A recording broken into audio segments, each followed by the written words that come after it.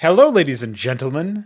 This is the day's mod stream? Not really, because I have no internet, and I won't have internet until Monday afternoon. It is Saturday, the 31st. This obviously kind of fucks some plans. We were supposed to have Jumper Strike, Fraud Strike, whatever you want to call it, Counter Strike Fraud Nights. That was supposed to happen this afternoon. We're supposed to deploy that HYDRA patch, which might still happen, but we're supposed to really have an impact with it by immediately jumping into a game night as a result of all of the hard work that we've been able to do. We're supposed to do all sorts of really fun stuff over the weekend. And of course, Monday, we were supposed to, I think that would have been Monday and Tuesday are like the last days for the streak, right? We'd look at this calendar. Tuesday the 3rd, that is the last day for the mod stream streak. So, I mean, kind of sucks that we, in a weird technical way, have kind of broken that. I hope you guys will appreciate that I'm still here, still grinding, still working on stuff, and I'm uploading these videos once a day. Technically, I might not even have had to do this one since I was able to successfully stream for maybe it was only like 48 minutes or something. So, it wasn't really that much. But I wanted to continue working on this stuff anyway. I have the time now. And obviously, I want to continue that streak. So, given the circumstances, I'd say we're still sort of finishing this up. And even if we want to play super technical, the idea that I was able to string together 361 or 2 days in a row, I mean, we could round up and say that's a year. Like, come on now. So anyway, figured I would mention that. So on the plus side, the fact that this is offline recorded means that there are no chat distractions, but also that I have to more or less attempt to engage the viewer at all points during this video. And I probably won't succeed in doing that. There's probably going to be plenty of times where I will say something and it's just too dry or not quite as epic as you might like it to be or whatever. But given that that's how we are, that's what we're thinking, that's how we're feeling right now, just figured I would give you guys that little bit of intro. There will still be recorded content. Like I said, since I have no internet, by no internet, I mean my normal internet is out. I am able to access a limited amount of bandwidth through a mobile hotspot. That is what I will be using to upload videos in the meantime. But I don't think I can access Discord reliably, for example. Pretty sure I can't stream reliably, even if there were no connection issues by virtue of the type of network we're talking about here. There would still, in theory, be some problems associated with the upload, download. And if anybody else needed to use it, like my brother needs to use it for school, or my mother might want to use it for leisure or whatever, those kinds of situations would definitely dampen the ability that we have to do this sort of thing consistently as a streaming alternative. So that's assuming I could even connect. I haven't tested that yet. But for example, like if I were to start Steam right now, I'm pretty sure that wouldn't work because this is technically set up as a proxy as opposed to a real network. So not exactly epic. I'm accessing the network through a proxy, I guess is like the technical term. I don't really fully know the whole details there. But that will obviously have to be addressed in the future once the internet comes back to us.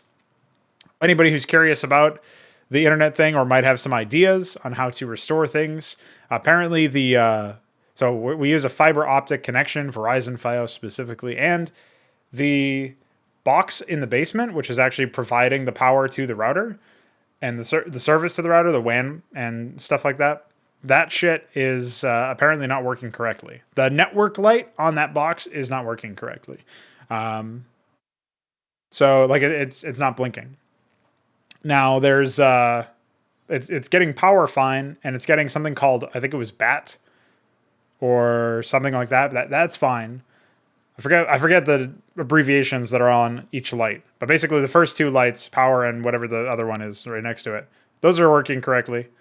And then the fail light is red, but apparently that's supposed to happen or that's not uncommon to happen if you don't have phone service. We only have internet. We don't have TV or phone. So like the fail and vid lights were red, but the network light is supposed to come back on and it just wasn't. So they're sending a tech out at some point. Obviously Monday afternoon is when we're scheduled to have that guy come in here. Obviously it really sucks for me because I was really hoping to share some fraud nights with you guys this weekend for both Counter-Strike and also for HYDRA, which has obviously been a big focus lately. And I wanted to continue working on the website stuff. Admittedly, this stuff should allow me to access certain things in a limited capacity. I don't know if I can access the FTP for the web hosting solution that I purchased earlier today to run the Frauds Club website on. I'm not actually sure how much progress Veek has been able to put together on that. In fact, I will very briefly connect to Discord here with an attempt to message him about that.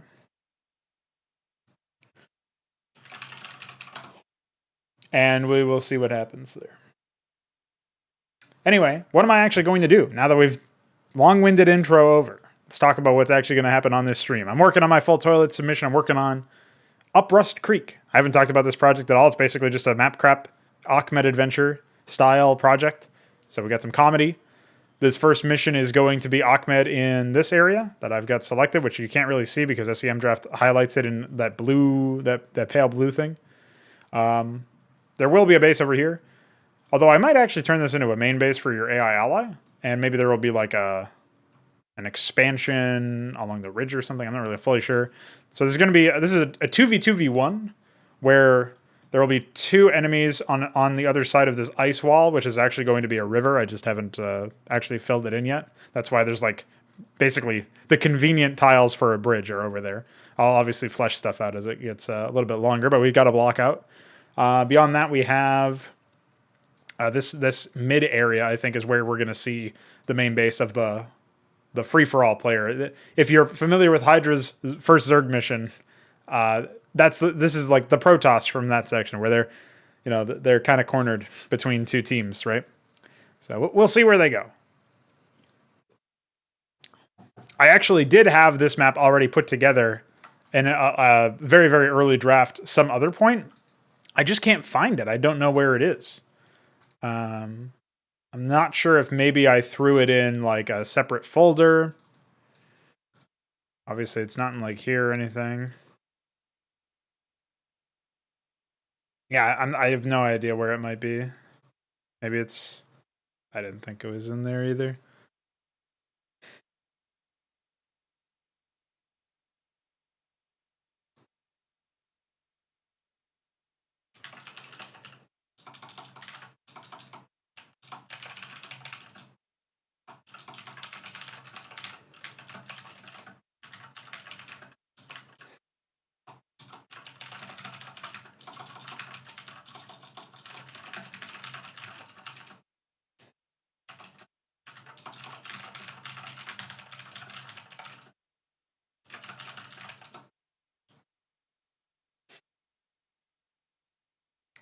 Basically, Ripcord just kicks me off every now and then. I don't actually know why, but I'll just close that for now. Yeah, I really have no idea where it might have been. Definitely not in Nemesis, though that's pretty funny. For a while, I had Icor's birthday in the Nemesis folder because it was called Nemesis Reaver or something.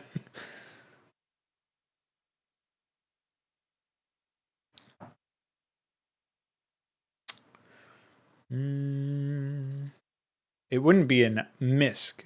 No, okay.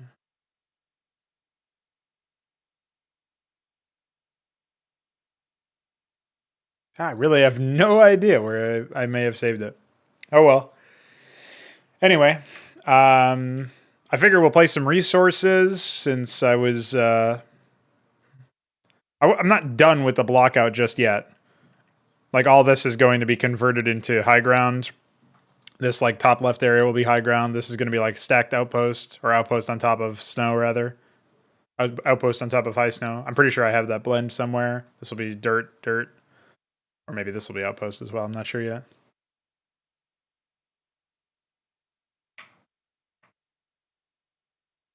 So...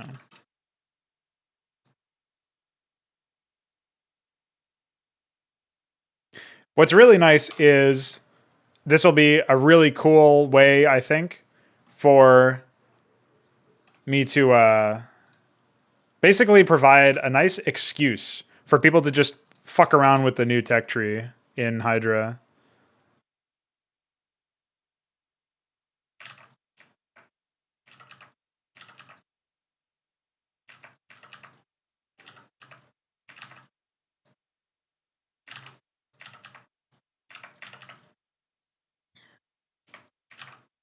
Not sure how funky I want my resources to be exactly.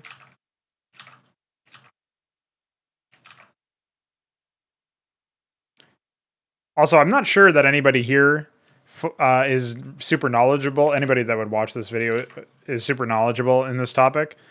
But there is a guy on the in the Discord server that whose name escapes me right now. But he's been asking about file formats for remastered. I'm not sure if anybody knows about that, but in the interest of potentially helping him solve his problem, I figured I would go ahead and throw that out there. Dude, can you imagine having this many resources in an inconsummate map? Holy moly. Some next level shit. Although this is a kind of goofy base all the same, but I don't know. I think it'll be fine. I'll just have to move this because there's going to be like a ramp on either side of this, so I want to make sure that it's not going to put you at a huge disadvantage to have the geyser there. I like that DF put together the snowy one, but it doesn't really look that great on, like, I guess it's okay on ice. It doesn't really look that great on dirt. If you ever end up making a map or something using that, like what we really want to be able to do is read the source tile, the tile that's on it, or like the predominant tile type that it's on, and essentially have like material flags. That's what we want to be able to do. And so far, we haven't been able to do that just yet. So,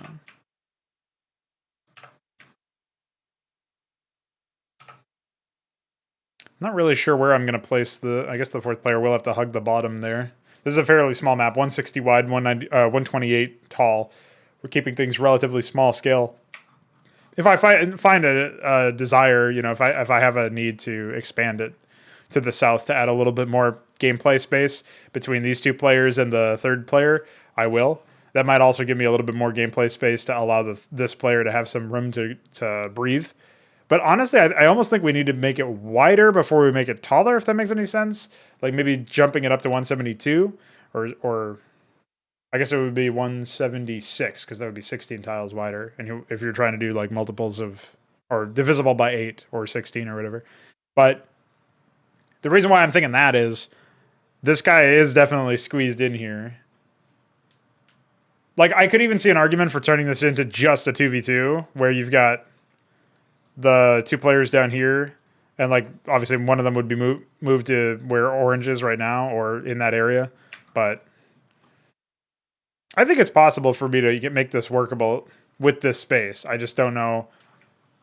Like, one of the major issues that I have when I'm making a map, it's not, I don't even think it's like a major issue the way I'm classifying it as, but one of the things that does happen when I'm making a map, part of my process, if you will, is essentially I figure out some way that it would make sense for, like, it would be an objective improvement in the map flow if I could expand the map and then add some more stuff in. Like, I get an idea that would be really good, but I'm not also, like, in some cases, while it might be an objective improvement in the map flow, in terms of like just thinking about a map in a vacuum, it might not make sense for that map to be that scale. So you have to like balance those two things. And obviously the best maps that could be possibly made would probably not have any issues with that. Like, you'd probably just know looking at it like, oh yeah, this is the best it could be. You know, this is like, you can't really min-max anything differently, right?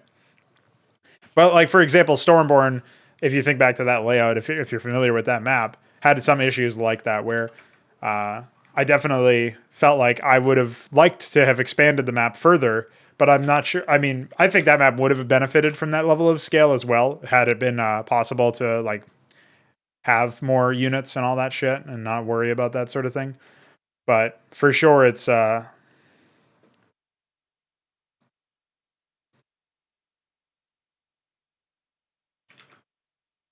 something to keep in mind, I guess.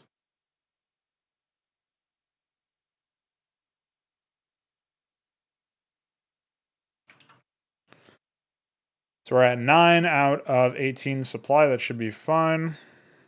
I'm not sure about the firebat, though. I might do a medic instead, or just 3 Marines, because 3 probably doesn't matter that much.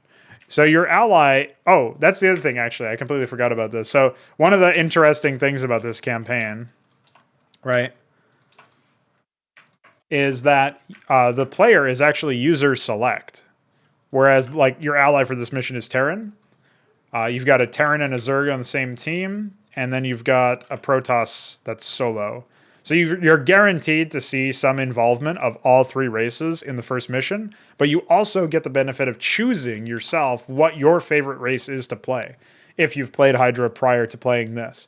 Or you get the opportunity to say, hey, I want to just randomize, or I'm very comfortable with this race in vanilla, so hopefully, like, or this is my favorite race in vanilla, so I want to see what Hydra does with it, or something like that, you know? Really giving a lot of freedom to the user. I don't know how scalable this practice is. Like, I do think that this only really fits in certain contexts. But for scenario packs or, you know, map crap style campaigns like this, makes sense, I think. So go ahead and set up the forces while we're here.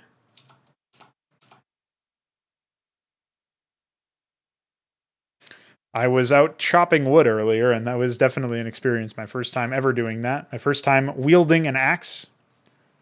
Some people will be like, wielding an axe? Are you a fucking caveman? And other people will be like, what a nerd, you never wielded an axe before? So post your axe take in the comments below.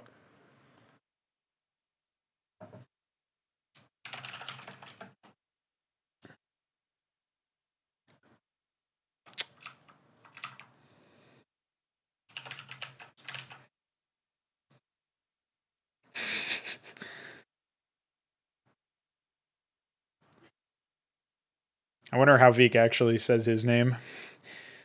There was a discussion between Veek and myself about what the ally was going to be. And so far we've settled on him being a plumber. And he's a plumber that Ahmed employs to unclog his toilet. But the clogging is so bad, the toilet is so full that the plumber says, listen, man, there's only one specialist in the world that could unclog a toilet like this. And so you go on a quest to find that specialist. And early on, I said, "All right, Veek, you can voice act the plumber." And he said something like, "I don't know if I would like to be the plumber," or something that really fucking made me laugh. So he's not necessarily the plumber, but let's just say I took inspiration from Veek for this character. That's all I'll say. Although I could just call it Ahmed's Agents, because it's a very subtle reference to Acheron Agent, more like fucking idiot from I think it was my Flame Knives playthrough. You know what really gets me about Flame Knives as well? It's different than Eon of the Hawk. Eon of the Hawk was actually somehow more grounded in terms of its storytelling. Whereas like Flame Knives just threw everything at the wall at you. You had like the Hardbringer or whatever. It was like Harbinger but misspelled, so it was Hardbringer. So that was great. And then Mess called it Hardbringer, and so that's what it is now. But there was all sorts of like wacky shit where they had like, you know, they were trying to like tap into mythological elements to tell a really epic story. And well, some would say they succeeded.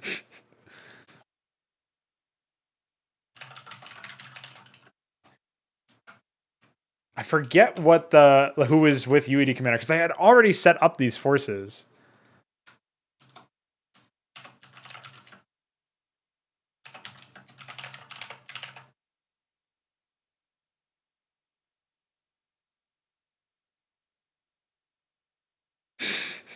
That will probably change, but we'll see.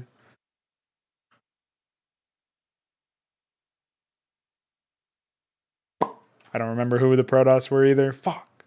I had like all of these ideas already planned out, but of course I didn't write it down anywhere, except for in a map that I can't find anymore. I also forget what the map title was called, but it was something like the whole project is called Up Rust Creek, and that's like a working title for now. But there was some map title that was about plumbing and clogged toilets or something. I don't fully remember. Oh, it was something about pipes. It was like, it wasn't burst pipes, but it was something like that.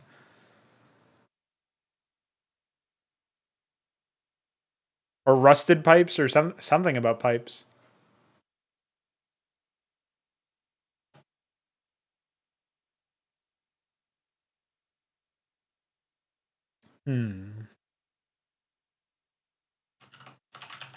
We'll call it frozen pipes.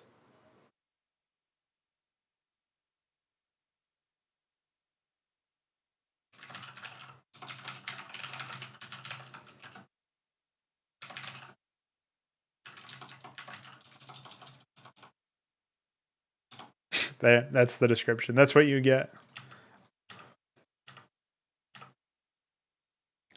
I'm sure I'll fill something else in there later. There was some like lactose intolerant Protoss, but I think he was the Tatarim. I don't know if I want to throw the Tatarim in here. TBH. Let me pick the colors. Oh. Burnt umber is the classic Kenyan color. There was some purple color, I think, that I used for the ally, but I don't remember.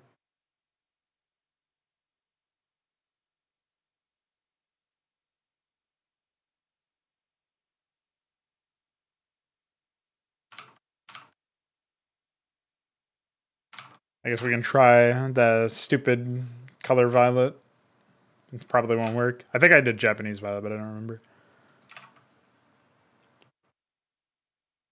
And then there was some psychotic. I picked some color that was like would potentially be difficult to read on the minimap alongside Ahmed's color, but when you're playing as Ahmed, it doesn't matter. So, not that big of a deal. I think it was like earth tone or something for the Zerg. But we need some sort of like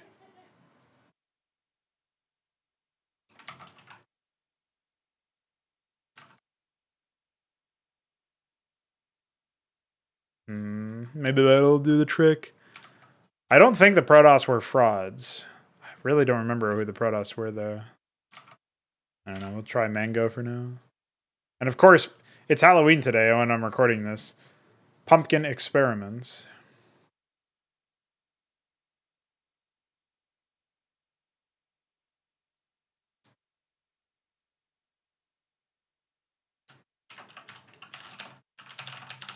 So that'll be the force name for now.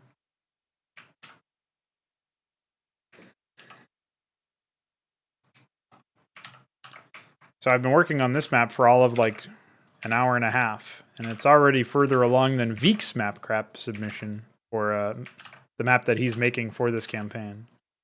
So if you think that that is a haha, comment haha below, and I'm never going to remember that I told people to do that, so that'll be the real haha moment.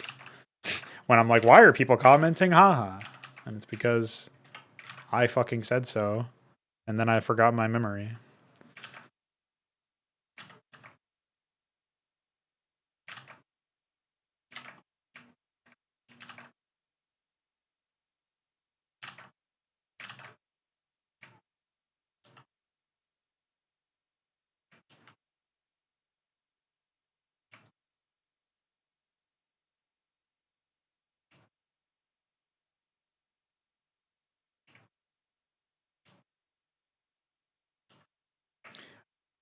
But I actually quite like this layout so far. I mean, obviously, I know where the resources are going to be.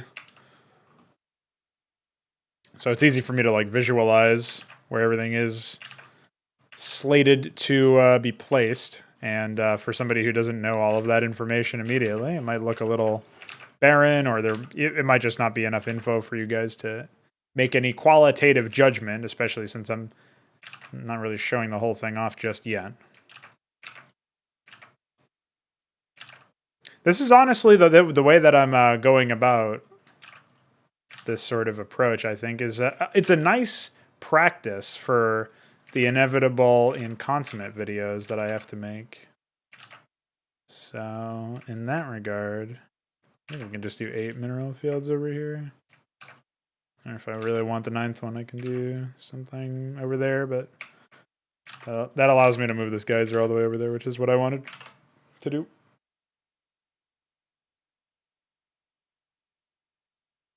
Oh, wait, this is highest snow. Where's my... Oh, yeah. Forgot about that.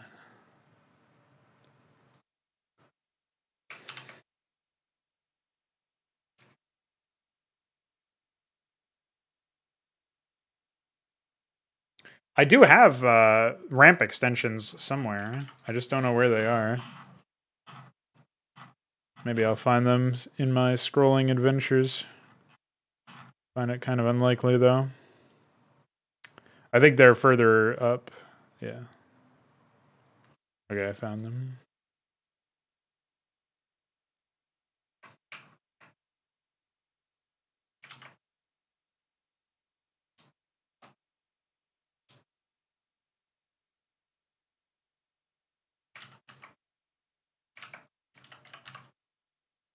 There is some sort of extended tile that I probably have somewhere in this tile set to cover that particular issue up. But I also distinctly remember like some issue where, yeah, something like this where like I apparently fucked up and didn't actually have that extended tile. But it just doesn't make any sense to me. Like surely I would have actually had something there, right? Like what is the point of making, like, I'll show you guys the index. It's not like it's right here in the index and I'm not seeing it. It's just for whatever reason I apparently neglected to throw it in there. Pretty epic.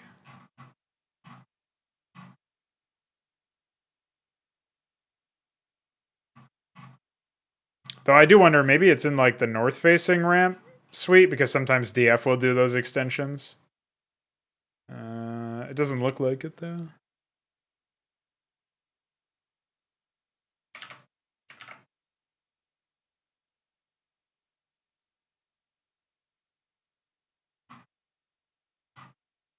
Yeah, I think they just don't exist and I've got to do them at some point. Though I guess to see if this will at least work as a placeholder. Yeah, this is technically completely pathable, so it's just a little wonky visually, and obviously we would like to not have that be there. All right, back to the brush palette.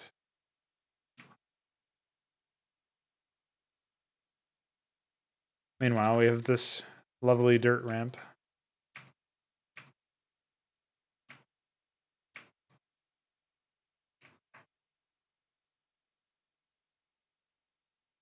Trying to get rid of some of this repetition if, where possible. But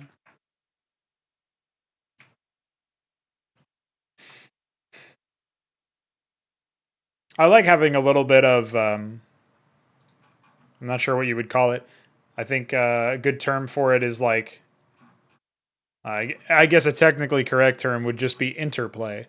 But I like having a lot of connectivity between certain elements. Is this the right level? Visually, it looks to match. Let's check the actual mega tiles. Yeah, it is.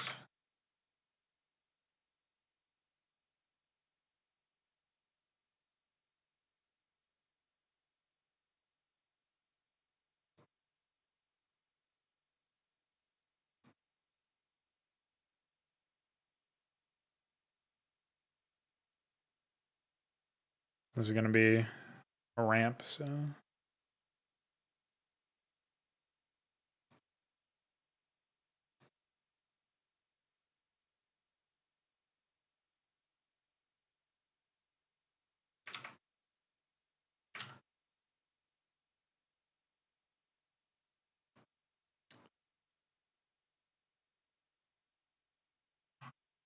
Actually, I don't even know if I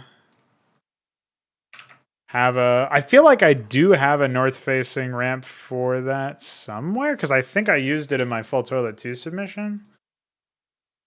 But I could have been pranking myself. I may not have actually done it just because it wasn't completely necessary. Yeah, like I have this one over here, right? That south facing. But I don't think I have the north facing one. Which blows. So I'll seal it up for now. But obviously I'll be filling this up later on.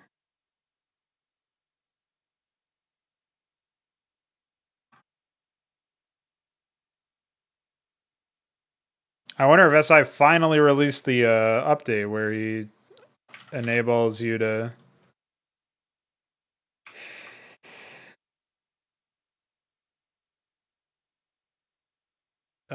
ignore null tiles when you're selecting from the index. Well, it's like mixed selection. So if you select just null tiles, you will select them. But if you select something that's got null tiles and actual tiles, it's supposed to ignore the nulls so that you don't have to do what I just did. I guess I can check now. Wonder if we got any more updates. Doesn't look like it. Although I don't know if this program even works.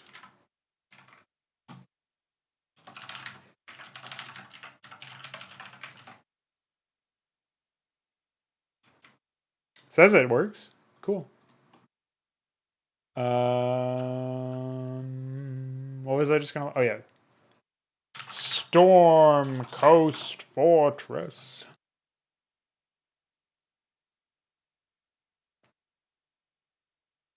Nope. Latest version was still the 24th of June. Long time ago. Pretty nice.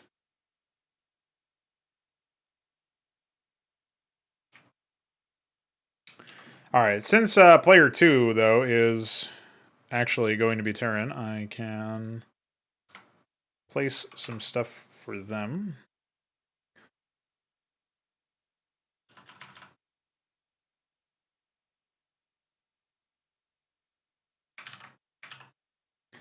See, the problem that I'm having is I actually did want to pre-play some stuff, if not in this mission, then in like later missions in the campaign for the players, so that they weren't always starting out with a command center and 4 workers, or well, a town center and 4 workers.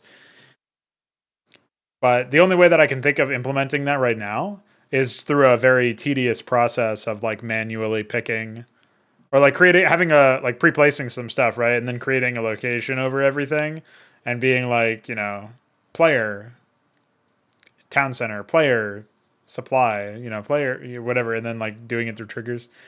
And maybe, or I guess I could technically pick the coordinates for everything and then create unit using an AI script. Because the town center and the workers will be created by default anyway. Since that's how user select works. So maybe that's possible. Maybe that can do the job.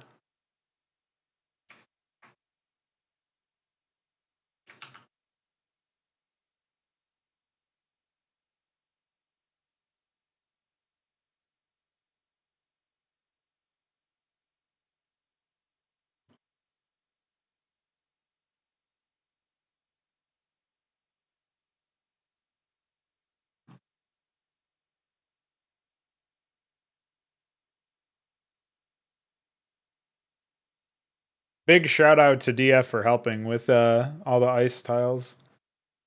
I think they came out really well, especially the water, which I'll show off a little bit later on, I think, assuming I get around to doing that.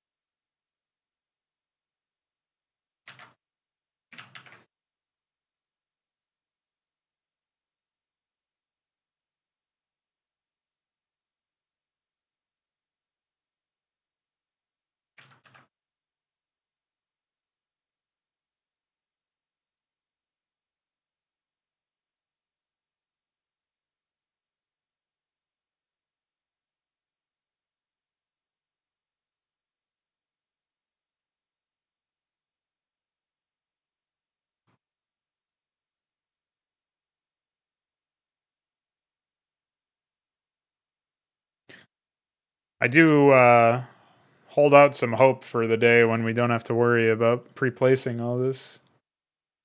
It will definitely be nice. Or sorry, manually placing, I guess. Pre-placing is just in my head because I was talking about pre-placing stuff. I do enjoy, like, I know it's probably like not that funny to most people, but oh, wait. This has the wrong subtile. This is incorrect. Where is, okay. All right, so we just have to add this to our brush. Just make sure that's right, okay.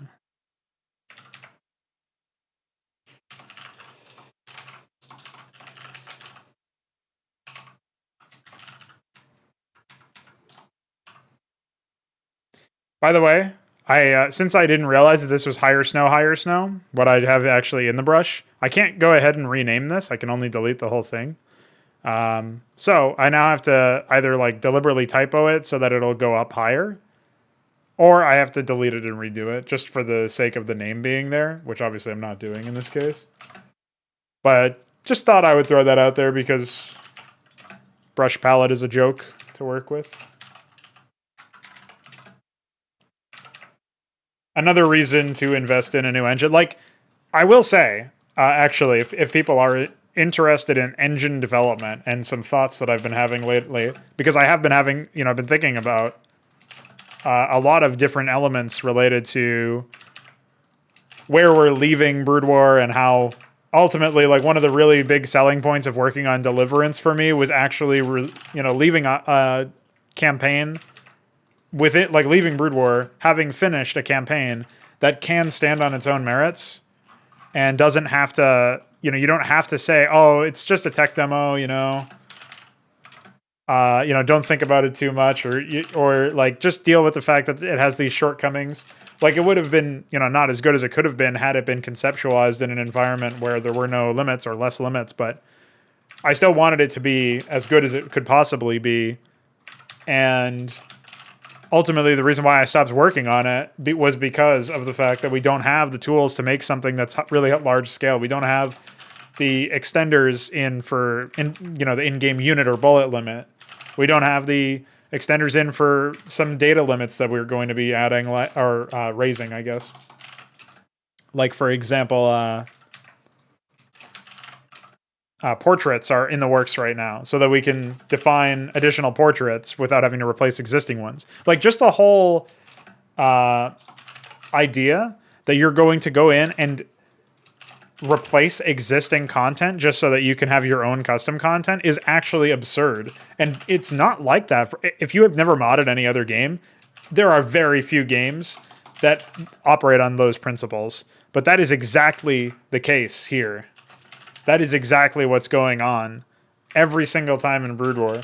And there's just no controlling for it. There's no, rising above and producing something better. And that's really what, I guess you could say, really pisses me off. So you basically need to create your own data arrays and then figure out how to patch the memory addresses in the game so that you can use these data arrays, right? Like, there's work being done for Remastered, but Remastered is always a non-starter because of the fact that as soon as Nave stops caring enough to update the tools, you are fucked. Everybody who does anything in Remastered is just fucked because as soon as something happens where you need Samace to be updated in order for you to actually update your EXE, it's over. So, like, you're tethering yourself to that individual's interest in the platform. And at some point, he's going to lose interest, right? At some point, he's going to move on, in theory, we could say. It's a safe assumption. And, I guess if you're just here for a short term, or if you're only interested in working on stuff in the short term, that can work. But even then, I wouldn't say so, because every single time Samace needs an update, you need to wait for Nave to update Samace. And then your players need to wait for you to update your mod and re-upload it. And then you need to wait for the players to download the new version so that they can continue playing. So there's so much shit about that, just by itself, that really triggers me personally. All right, now we can get back to what we were doing. So yeah. Anyway, I just wanted to... I didn't actually mean for that to just be a diatribe about Remaster, but I figured I would mention that since some people are still under the assumption that there's, like, a reason to work within there. And well, it's not my place to necessarily tell them that they're completely wrong. If I can at least make them aware of some of the shortcomings that maybe other people aren't discussing because it's so obvious to them, then maybe that will help in the future. But yeah, ultimately, the real end game here comes down to the fact that we are dealing with a very limited product, right? A very limited engine. Even within Remastered, like, those extenders don't fully work yet.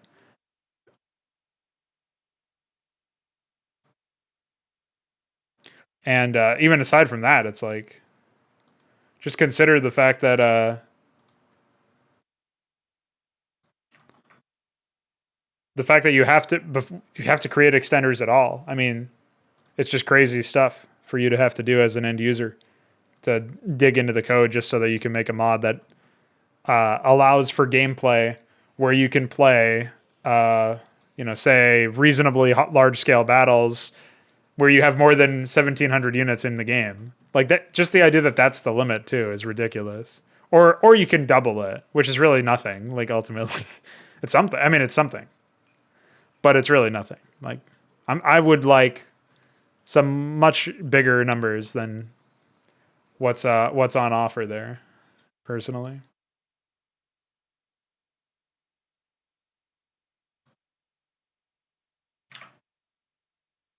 And yeah, so anyway, I there was a point to that whole thing.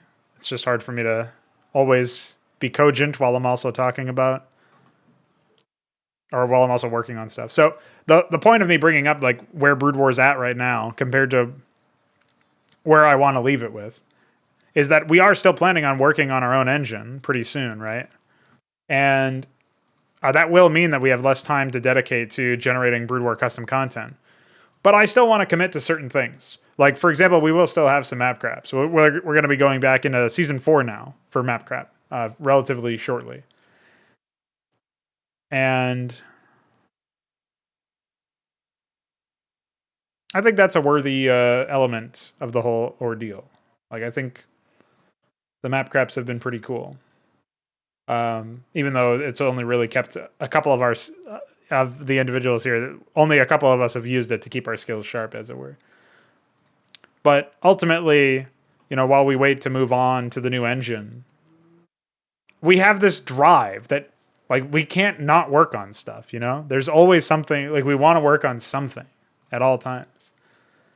And until we get to the point where there's nothing to work on anymore, we're not going to be happy. I mean, well, happy is a weird word for that.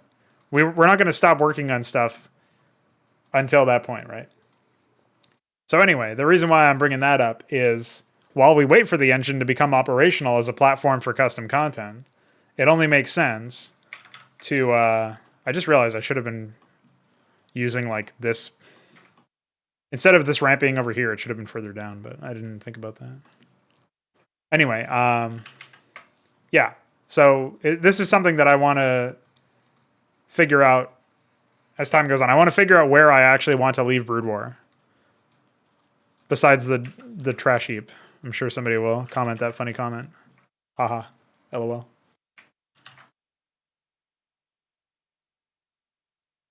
But yeah. There's a lot on my mind about that stuff. Like, I've been working with Brood War for a really long fucking time,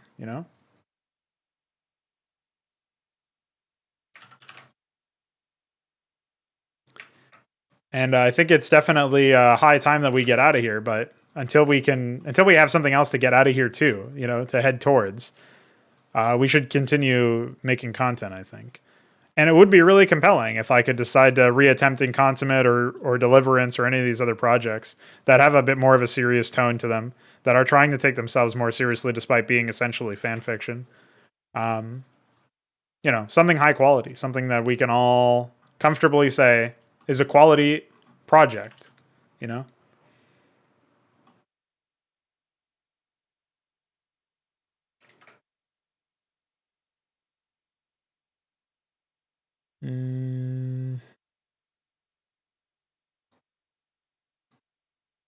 All right, there we go.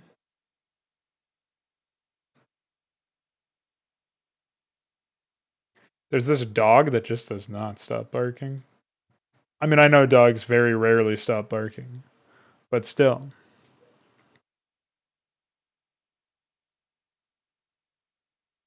Stop barking.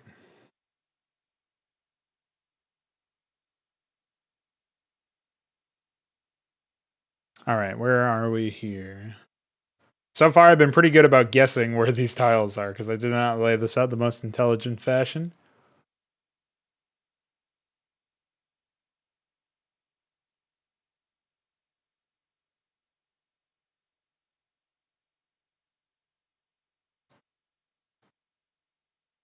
I think this is the wrong... Oh, I think I found it. Wait. Aha. Boom. Boom. Bot boom, baby. It's the wrong one.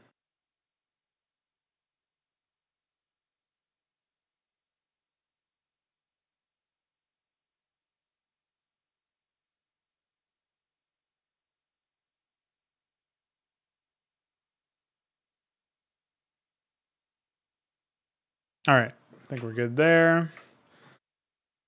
Now, obviously, we need to scroll back up to the tiles we were using mistakenly before, and we need to place these all around the neighborhood.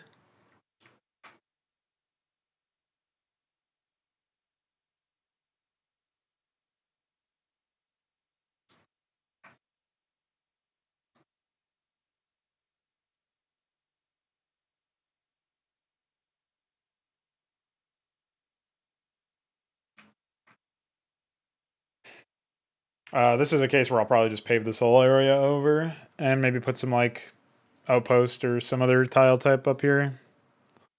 Doesn't make any sense. That's another thing that's so crazy to me, that Brood War is limited to 3 height levels. I mean, I know Blizzard likes 3, but seriously? That's what you're going with? You fucking lunatics?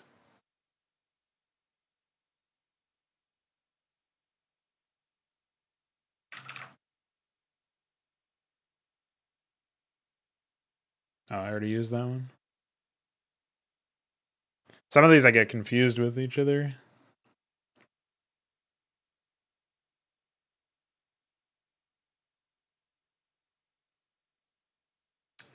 All you snow tiles look the same to me.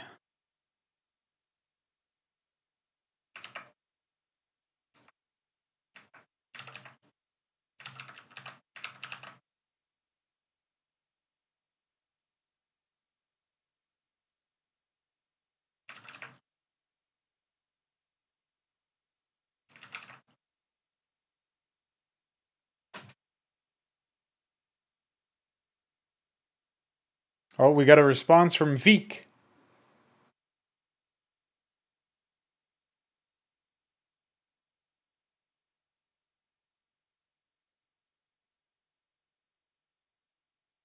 We also have a link.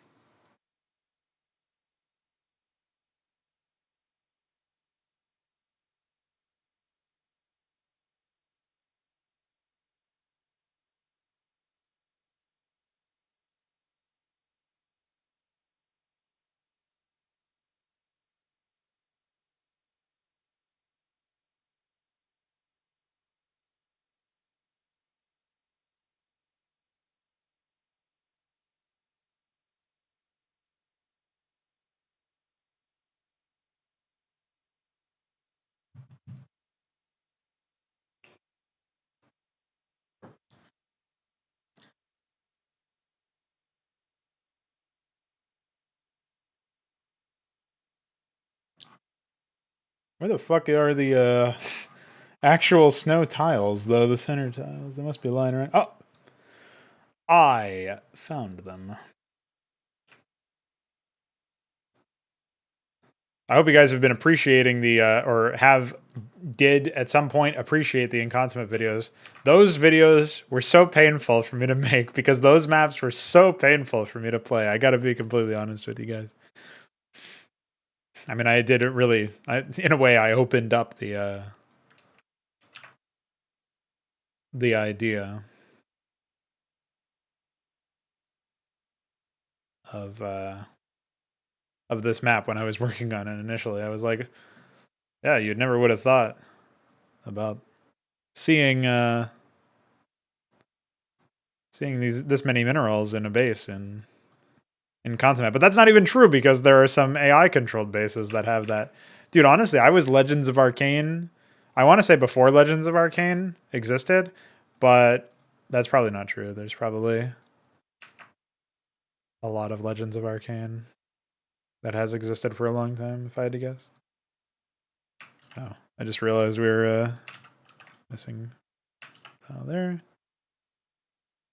So anyway, I'll just finish painting this stuff and then I'll continue on. I really should have just continued making placing mineral fields, but whatever. But honestly, the small scale maps like this, no time at all to block out. Really, not that much time to manually place tiles for either. You know, it's nice when you got it like that.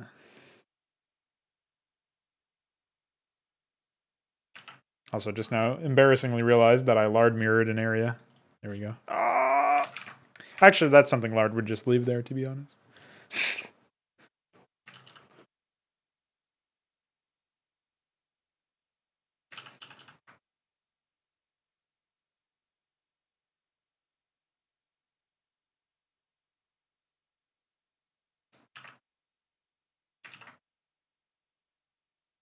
Wait, I don't even know what that. Oh, that's the wrong. Here we go. Yeah. Nice.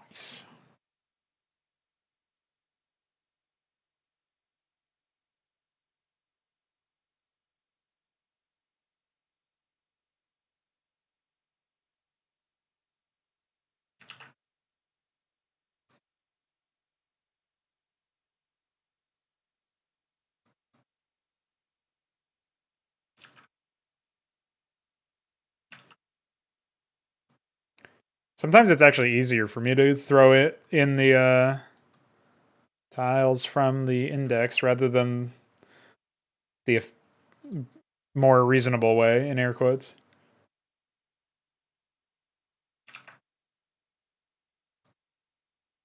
I also don't remember if I actually have cliff doodads or if I just have ramps. Because this is before this is like at the precipice of when I started to standardize the method by which I created these PSD files. I don't think I have any cliff tile, like caves or installation entrances or whatever the fuck. I don't think I have anything like that, unfortunately.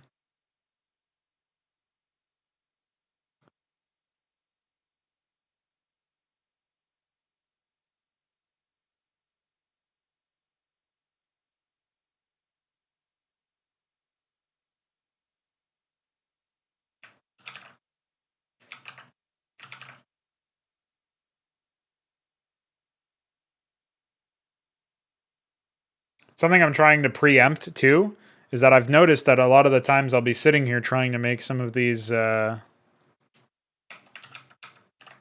try to make some of these tiles, right, and I'll be just following the pattern kind of automatically, like on autopilot or something. Whereas really, what I need to be able to do is diverge from it and create something that's a bit more on the different side, you know?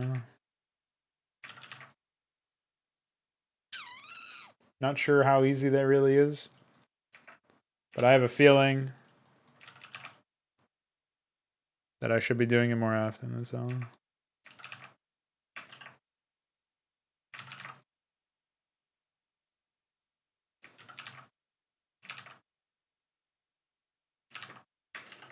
Wait. I knew it.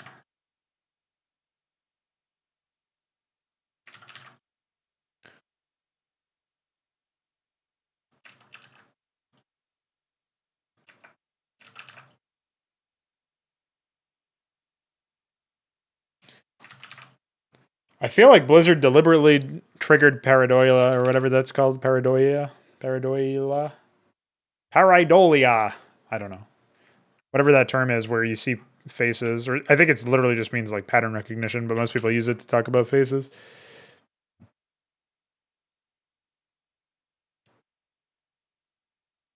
And it does seem a bit odd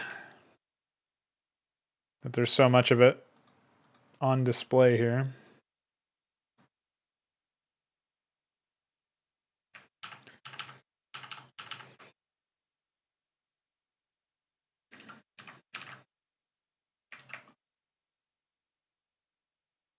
Okay, cool. Obviously, we could throw a base over here. I did say I wanted to add some other fill-in things, so this isn't so super plain, but time will tell.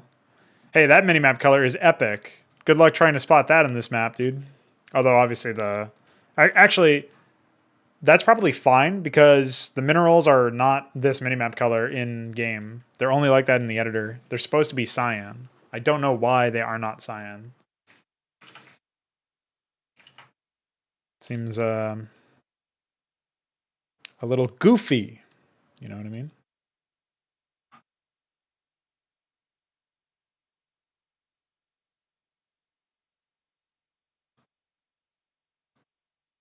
Almost like Blizzard didn't know what they were doing.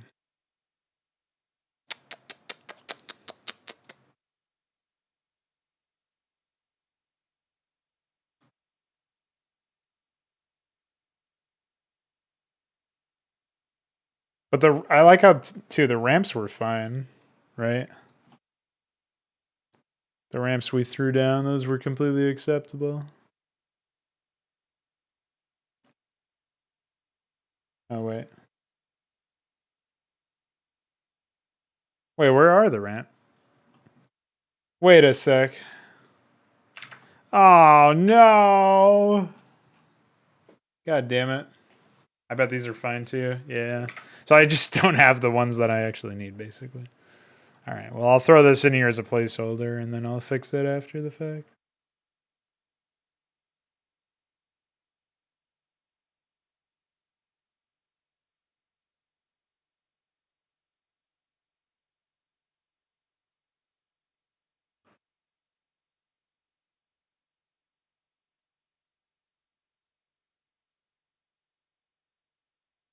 I think we could just close this out the normal way, honestly.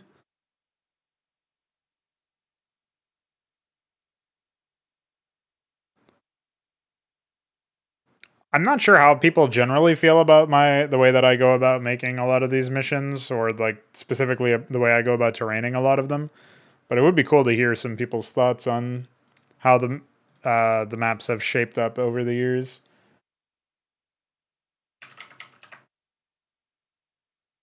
And definitely.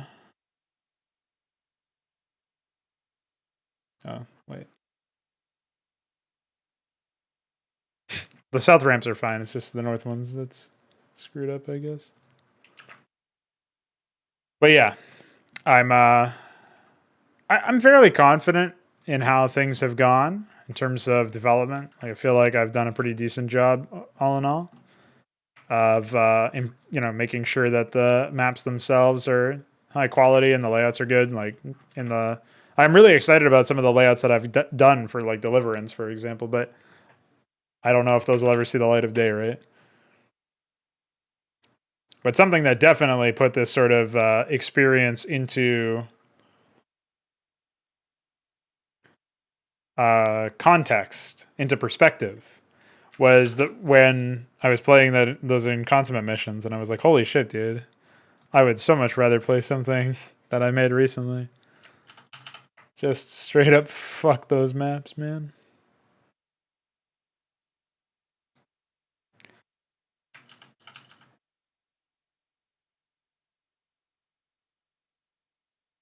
And then there's I couldn't believe it, dude. Connor came back after a while, and he said that Reap So was one of the maps that he could replay. He said he doesn't mind replaying it over and over. That fucking blew my mind. I don't know what happened. You know, when Tuzor's like, Gorn, what has happened to Gorn? It's like that, but Connor, what has happened to Connor? That's how I feel.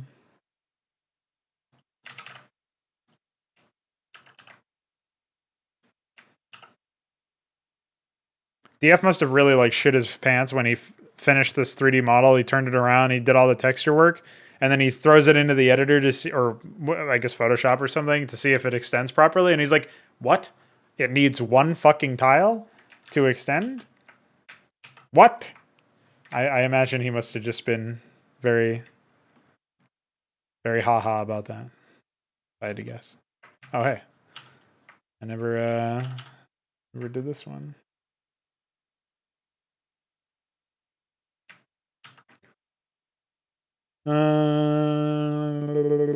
Yeah, that should be good. Then it's like if you get up here with a large army, you can really punish this position. I don't think AI would ever do that, but kind of cool. Kind of cool to think about. That's another thing that I try to do when I'm doing these maps.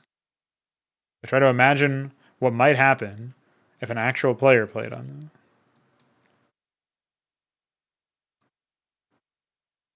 Of course, if I test it and the AI never abuses something that a player would abuse, and I'm aware that a player might abuse it given those circumstances, maybe I don't change it because it's not really that big of a deal. But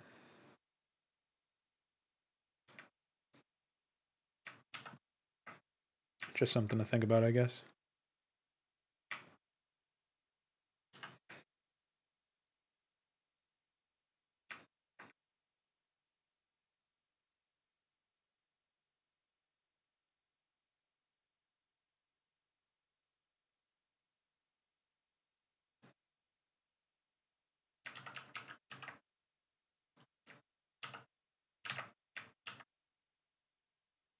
I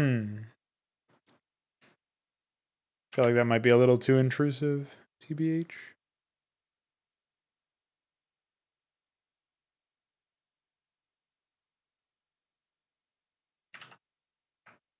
I don't know. Testing would tell us a lot of things, but who the fuck would test in Mapcraft, dude? That almost feels like breaking an unspoken rule. All right, so I'll figure out what I'm doing with that top left area next. And by next, I mean much later.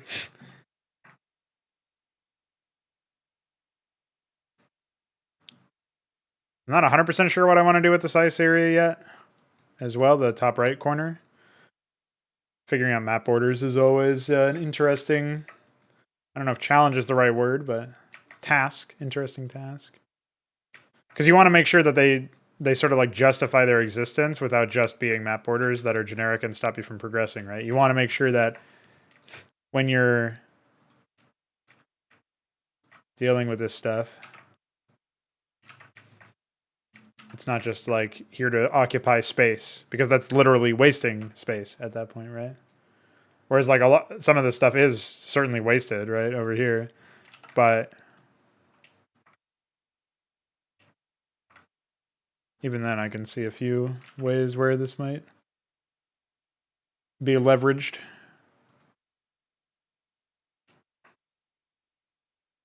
If there were any encounters down there. Like I think if I put a base along here, and then I have like a north ramp here, south ramp here, north ramp here, north ramp here. Like there's ways for me to add a little bit of interesting complexity to this map in a way that you don't normally get if you just sort of simplify it in that sense. Maybe we could even do something like that over here where we're bringing some of these things to bear here.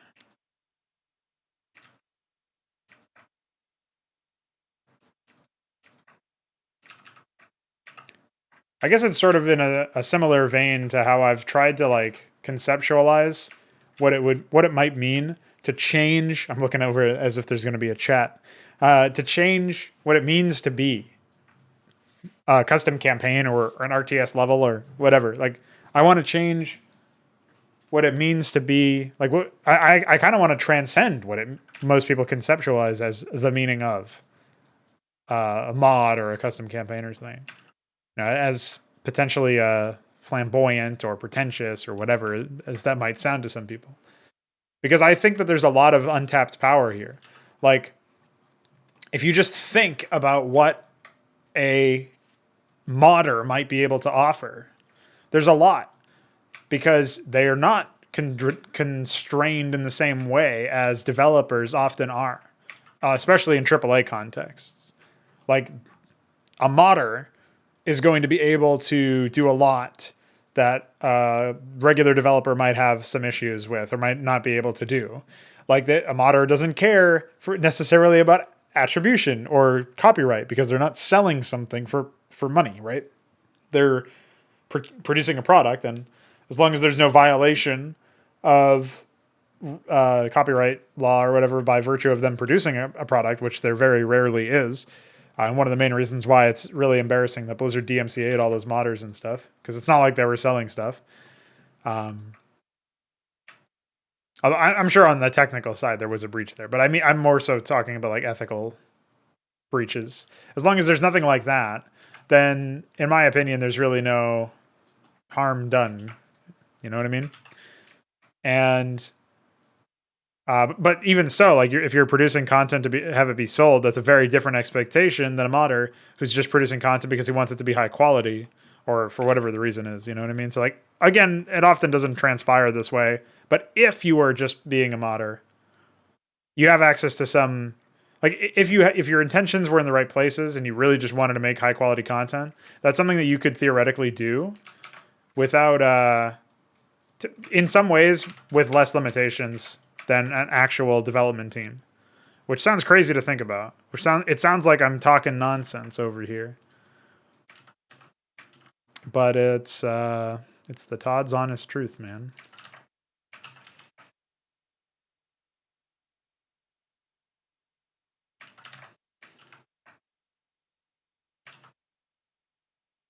Anyway, now that I'm done obsessing over small details, I think I can throw in an expansion up here, and it can add like a little bit more positional value to this approach. I also want to make sure that there are enough pathways between like the orange side of the area to flank up against the main player so that they can't just, be completely sealed off by the plumber. Plumber. Can you imagine actually saying this stuff out loud?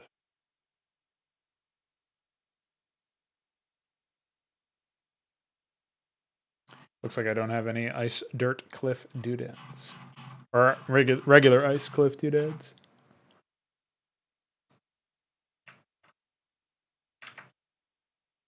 Hold on, guys. I'm patching SCM draft. JK. Obviously, I'm not doing that.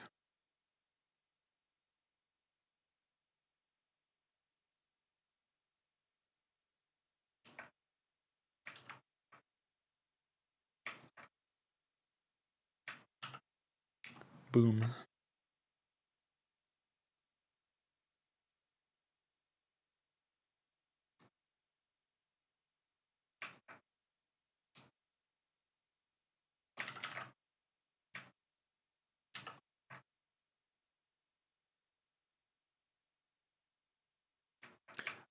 I've been kind of unforgiving about a lot of the stupid shit that I've dealt with down the years when it comes to SCM draft, but I guess in a way, you can't necessarily look that gift horse in the mouth.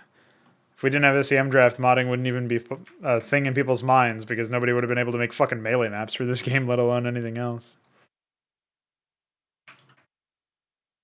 Imagine that. It's actually quite remarkable what was possible when you think about it that way.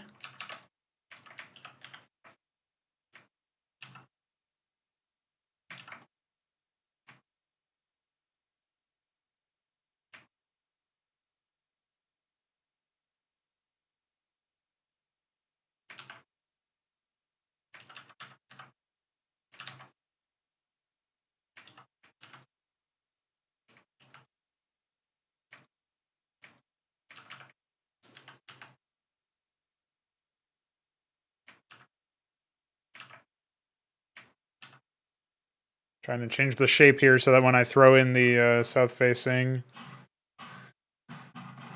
ramp, if I can find it, that is.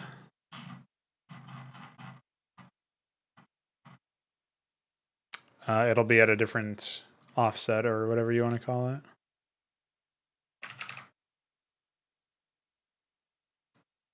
Then this one will be.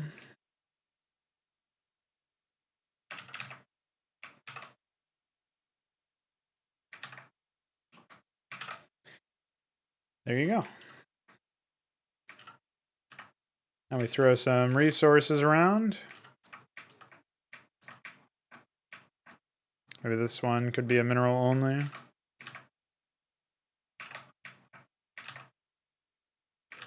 Oh yeah, I still got to adapt the mineral positions that are over in the other neck of the woods.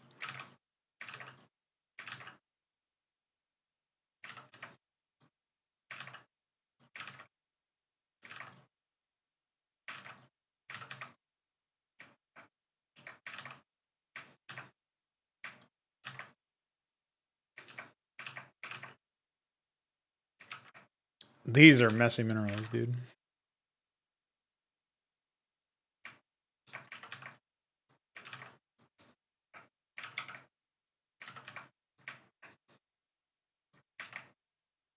I think we will remove that. And add a couple of more down here. There you go.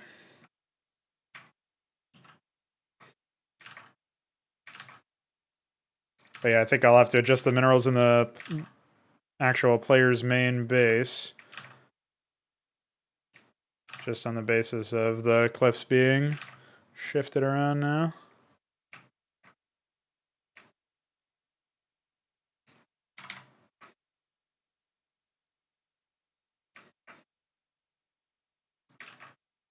I didn't even preview where the town hall placement might end up in the one that I just did, the mineral only there.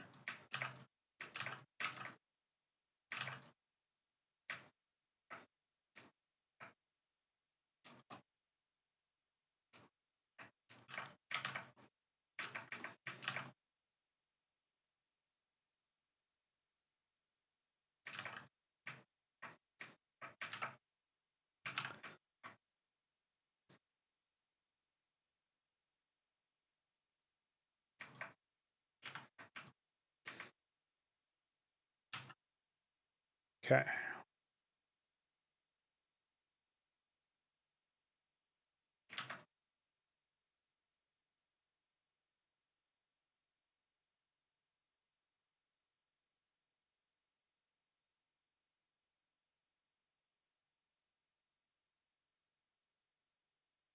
Oh yeah, there's gonna be like a base down here too.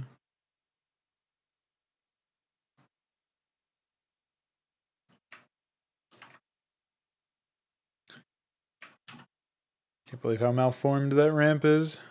Pretty ridiculous stuff. TBH. I think I'll extend this cliff, and this will be part of the build space for this player. Want to make sure that they have something of a defensible position since they're solo.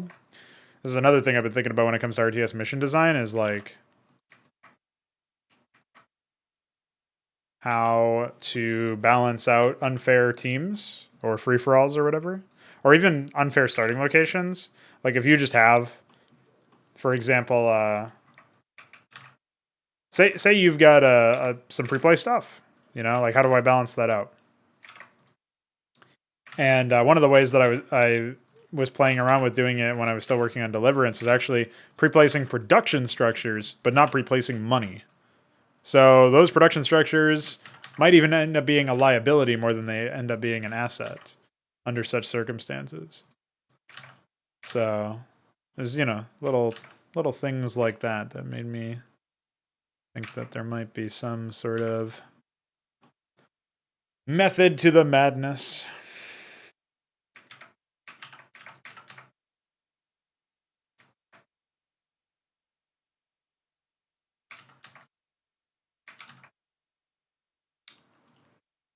Not sure about this one. I guess that'll work.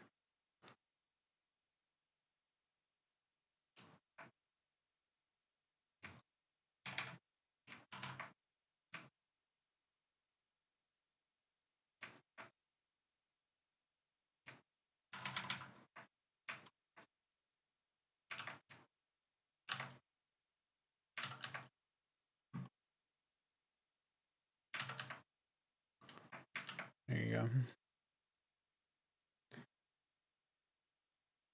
It's just such a vulnerable base in that sense that I would. I wish there was a better place for the geyser.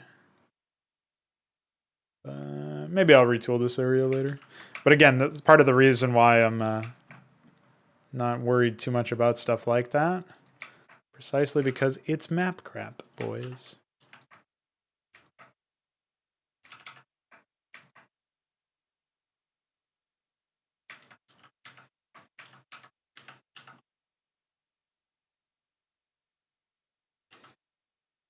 I think I'll have a base here. Maybe one more over there.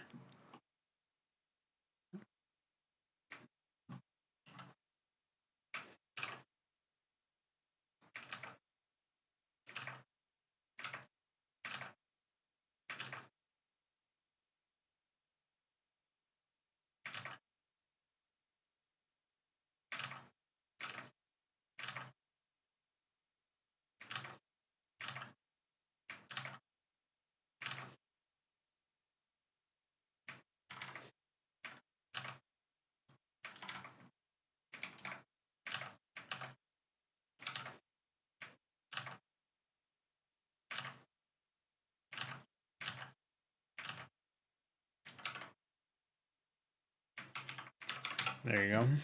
That should do it.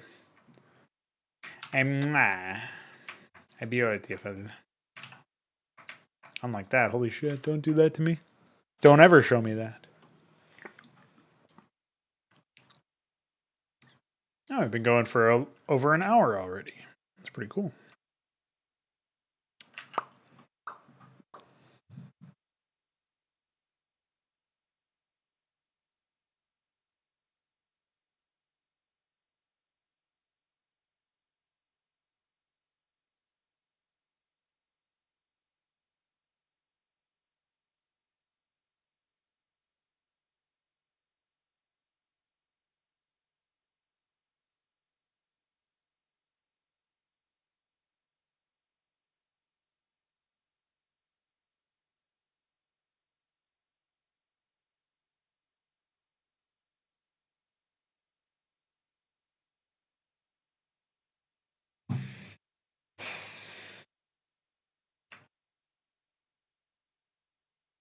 So I wanted to link this area up a little bit.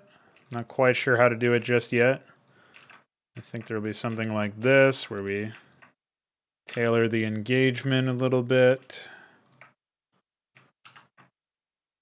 And then this was going to be something on the high ground, but I'll probably simplify it out a little bit.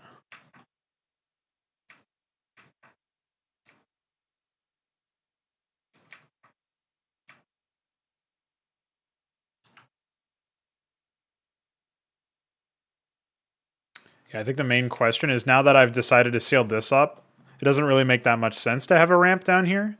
Like, if anything, this is like a higher risk pathway, and so just having a pivot ramp over here would kind of defeat the dynamic there, I think. So it makes a bit more sense to maybe, like, again,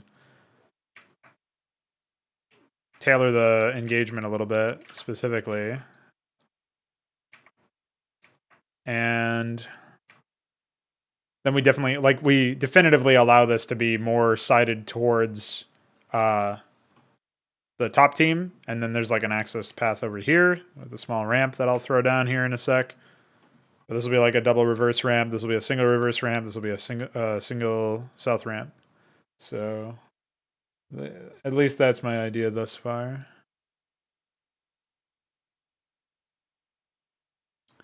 I do have some sort of tile that will fix that. I just don't know where it is.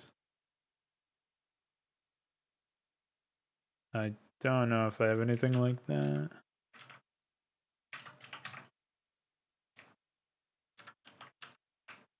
Didn't know that that was the tile that DF used. It's kind of funny.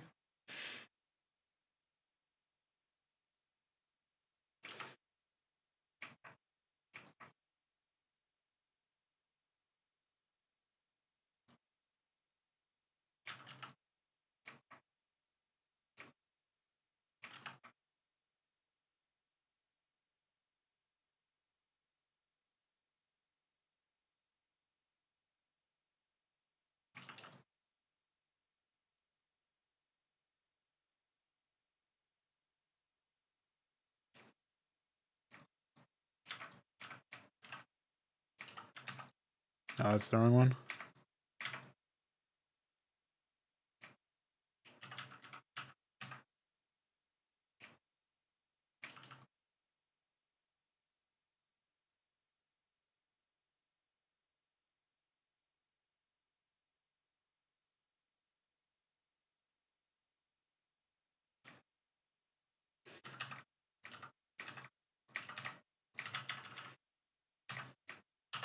There we go.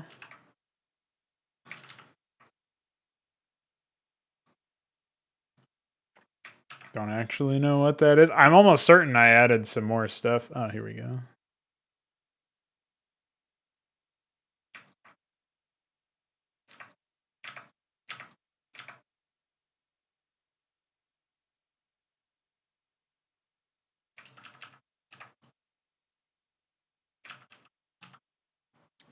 Okay. Yeah, I think that's good. I wasn't sure if I wanted to convert this area into anything special. I know I want to throw down another base over here, so I guess I'll do that now.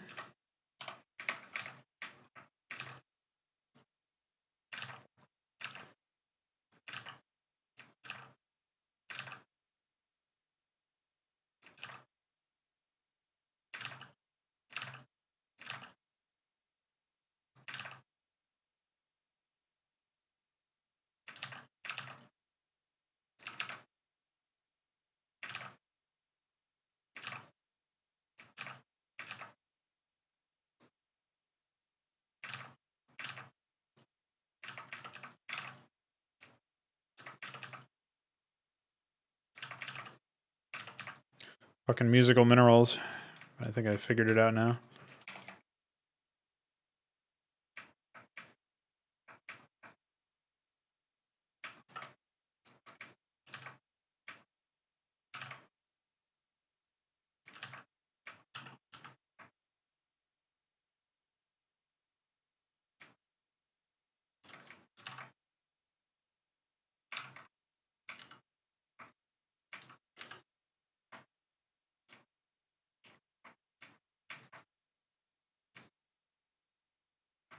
Especially since we know we're going to have a bridge over here, it would make sense to open a little bit more space up in that area.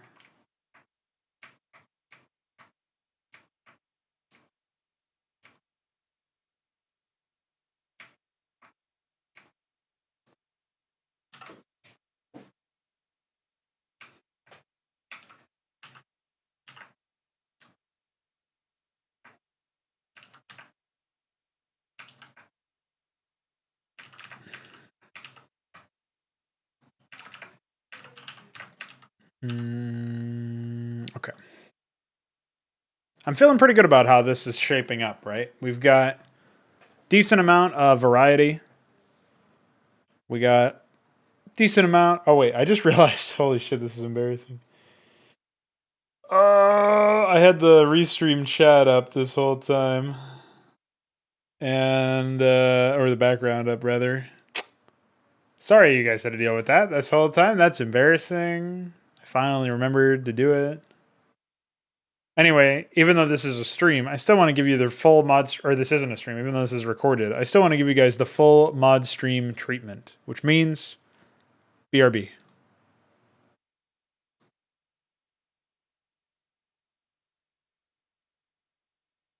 Hi. That was a quick BRB, huh? I bet you guys are shocked at how fast my BRBs are. Just the power of movie magic, dude. So, I don't actually know if I have... What do we got here? That's on high snow. Yeah, so I don't have any higher snow outpost. Man, I don't want to have to make tile set edits for this. I don't know what to do about that. I guess I'll just leave that for now then. That's kooky.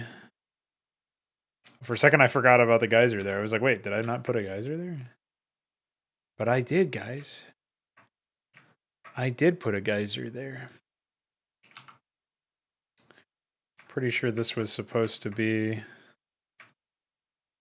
a reverse ramp over here.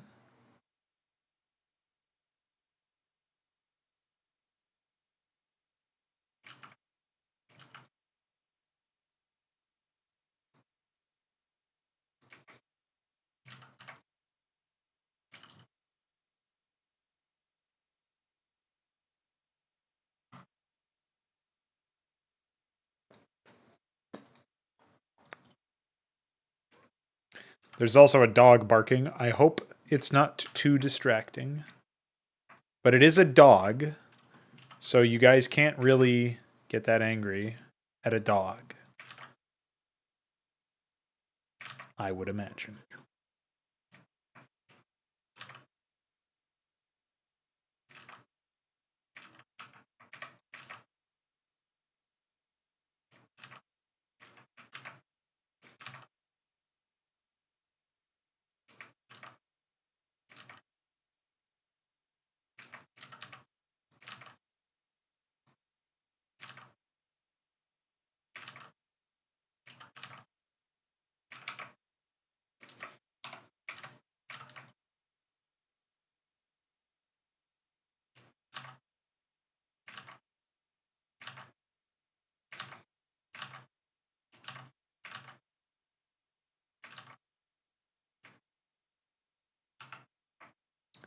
Now, if this isn't a map crap base, I don't know what is.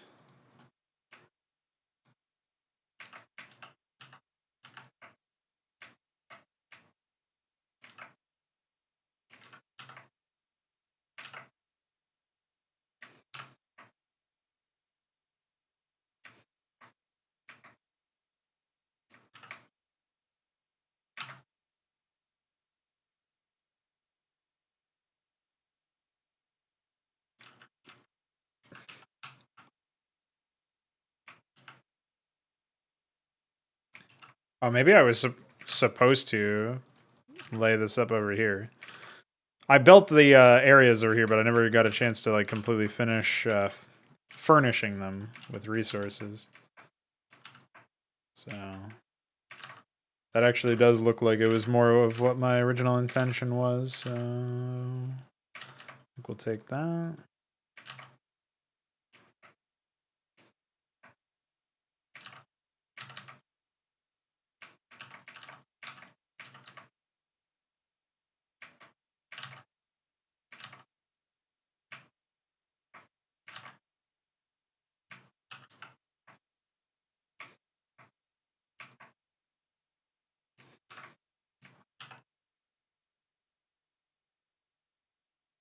I guess the main issue is that with a setup like this, they don't have a really easy way to prevent somebody from just walking up and attacking their shit. So, and like they have this ramp in over here, but it's pretty roundabout rotation, right? But I guess that just means that they'll be more encouraged to set something up over here. I'll have like a nice little one-way outpost thing here, I think.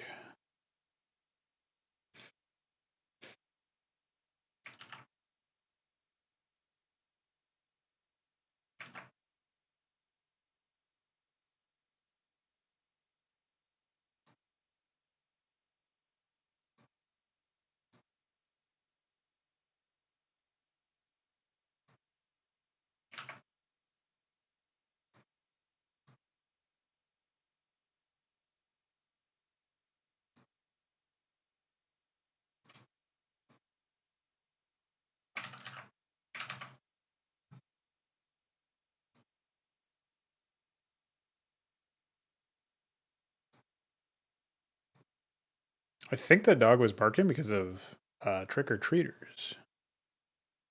I guess I wouldn't be surprised if that were the reason. Though he could have also been barking because he was cold. And barking generates heat.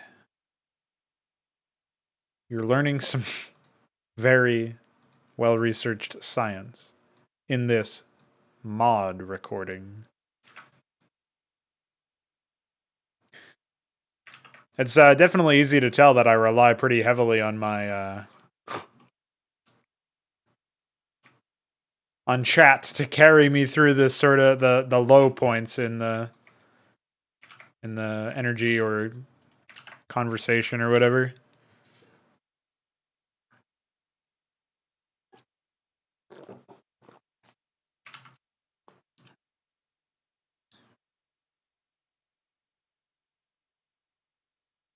I guess it is what it is.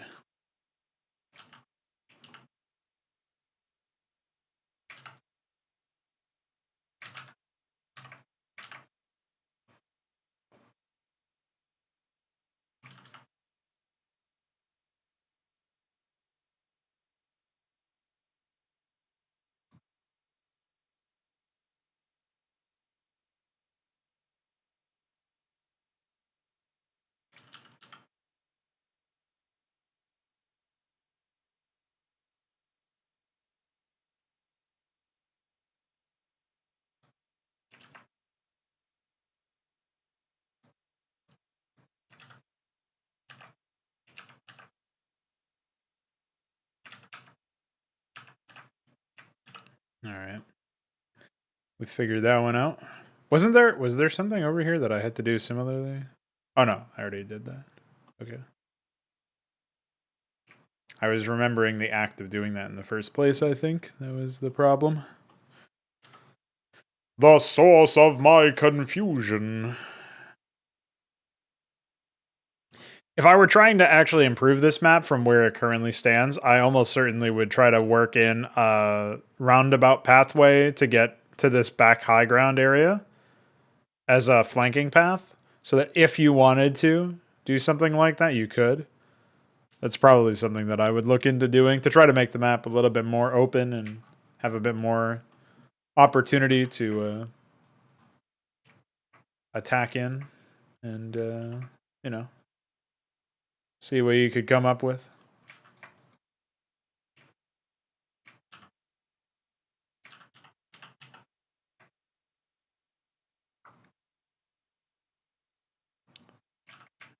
I can't remember why that rotation was set up that way.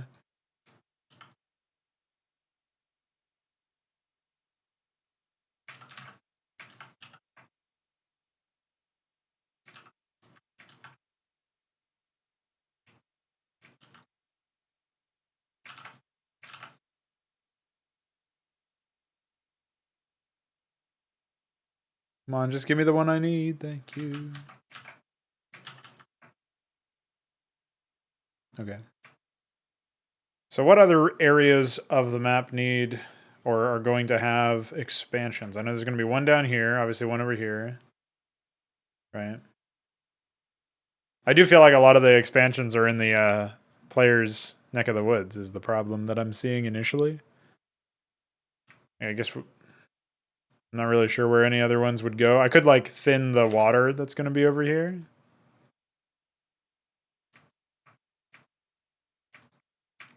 And then put an expansion on this side. I think that would work out nicely. This could be like the quote-unquote natural expansion of the smoky black color player.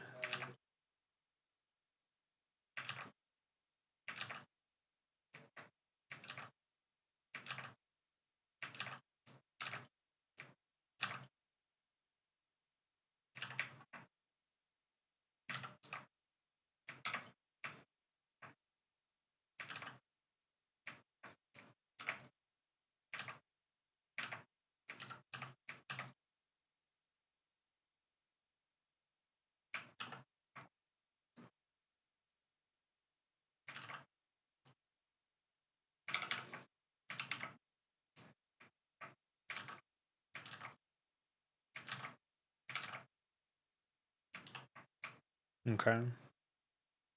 I guess my main concern here is that we don't really have a lot of opportunities to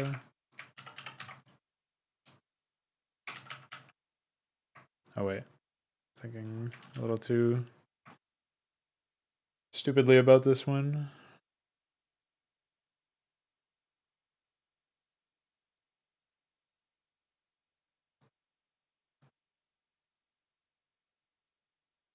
There we go.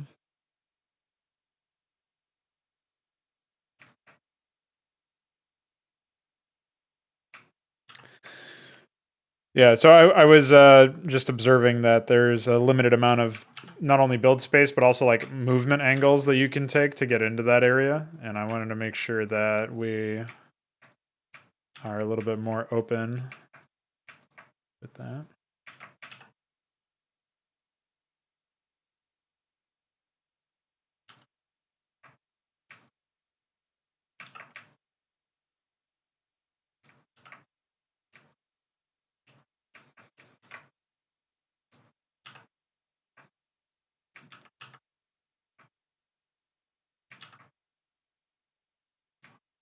I wonder if it's time to do the water already. I don't know.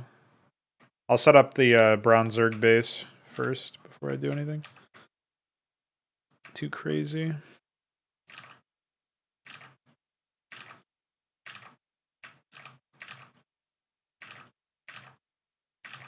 I don't normally like having so many mineral fields so close to each other. I feel like aesthetically it's not super enticing. I'm not really sure why though. Just a kind of a gut feeling. So far every main base has had 10 mineral fields in them. I don't know if that's really a constant that is absolutely necessary. I would hazard a guess that it's not. But the other thing that I'm kind of concerned about is specifically excuse me, for the Zerg player and for actually the Protoss player as well, I am a little concerned that they might not be able to expand as easily considering their position. Like I'll probably be able to put a base over here for the Zerg as well as a base in the back that can be taken by either the Terrans or the Zerg. And so that'll be two more bases. There'll be two bases over here, bottom right-hand corner, and then obviously the orange start location. And then there will be one more base behind the player in the north top left, I think. And that will take pretty efficient use of everything, right? Because that'll be 1, 2, 3, 4, 5 additional bases. And right now we are on 12. So that'll bring us up to 17. And that's a decent number for a map of this size, I think. It's certainly a serviceable number. One of the main concerns that I have, though, is that it's not enough for each individual player. I guess as long as the pathways themselves don't get too tight, it shouldn't prohibit larger armies from existing, but it will encourage, since there's less distance between players and stuff, it's definitely going to encourage action within the first like 5-6 minutes of gameplay, which I'm okay with. Like, I don't think it's a bad thing, but something to consider all the same.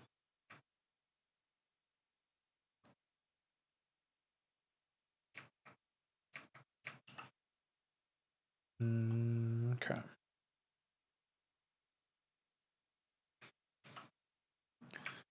Anyway, for that reason, I think I'll throw in even one more mineral field for the Zerg. We'll see where we go, how we do.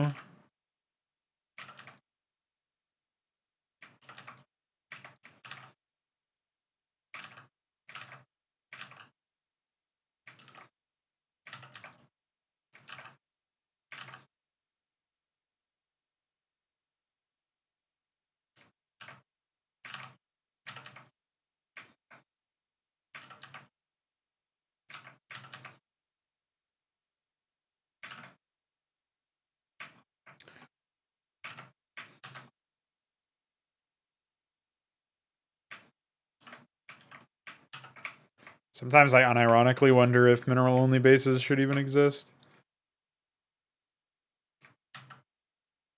In this case, it's almost like this base doesn't need to exist anyway because of the proximity it has to other bases.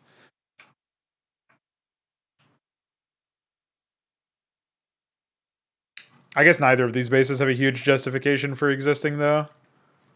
Like, maybe it would be better if I reworked this area into a like a high ground area that you could use to take position in the middle of a fight or something, more so than anything else. Something like this. This does like prohibit large armies from existing, I feel like. A little bit more, like army rotations or whatever. But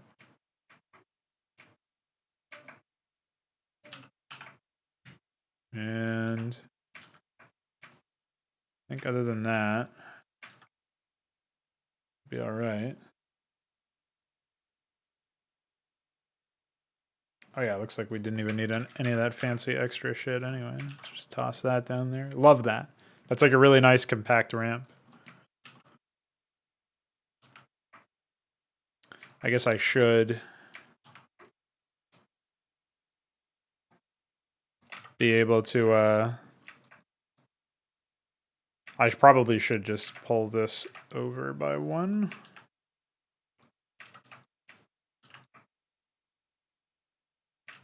For the sake of keeping the spacing somewhat reasonable.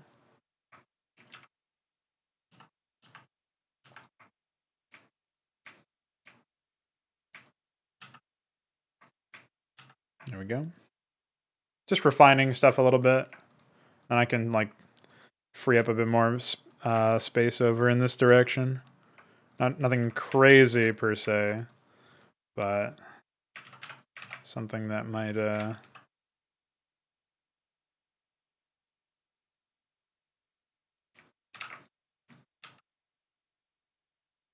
facilitate a bit more movement, right? So yeah, I think that's better. I mean, even though it's less resources on the map, it's not like this area is super lacking in that regard. I think it's pretty good, generally speaking.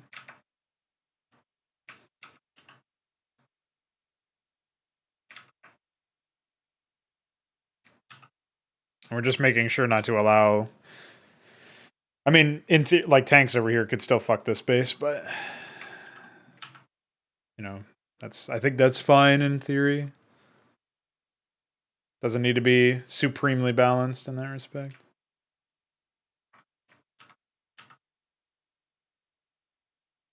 All right, so we'll be at 16 bases since we removed one.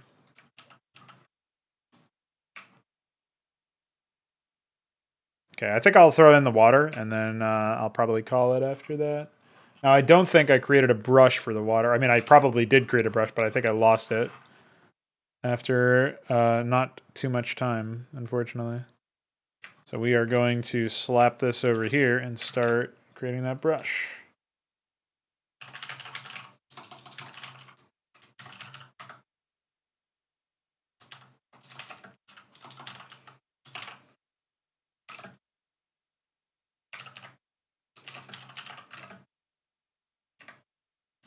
DF did a really nice job porting this stuff in.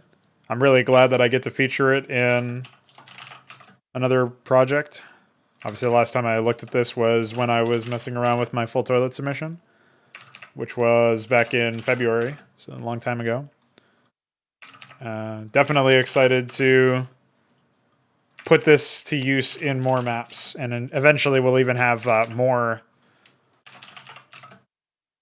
complete version of this, because it was some of the tiles are missing, as you might be able to tell. And the reason for it was because I was looking to add it to my full toilet map. And ultimately, it is just an aesthetic thing, but it's super thematic to the tile set, I think, to actually have ice in that sense, right? I guess technically the last time I looked at this tile was actually when I was making an isolation tank. But before that, it was the full toilet map, right? Isolation tank was a 4-player melee map. And taught me a lot of lessons.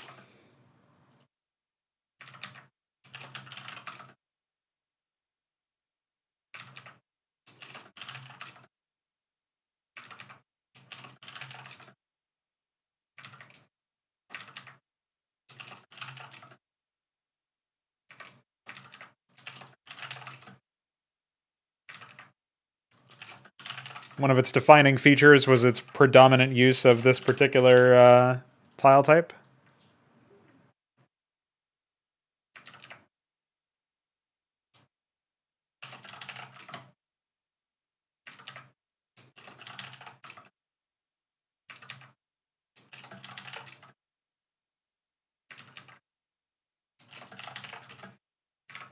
All right, let's go ahead and save that brush. Learned my lesson now. I save all the time.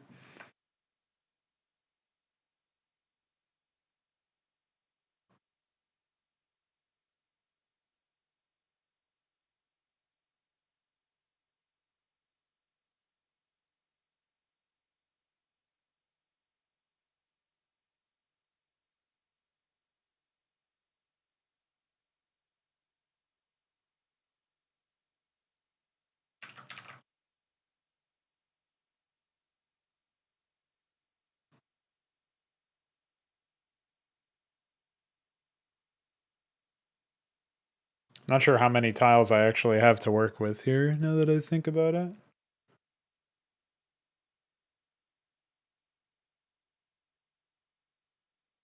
It's one of those, since it's not like a complete suite that I can experiment or expect or whatever. Might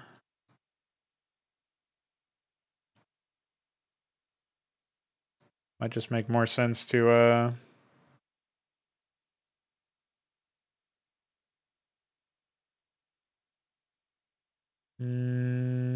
oh, it looks like I do have this. So that's something.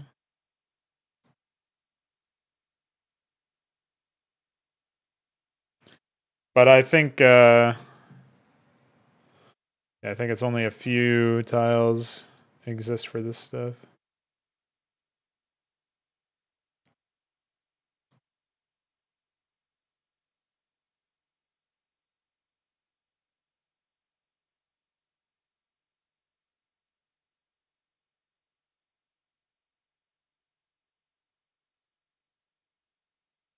think technically that might not match. Oh, wait.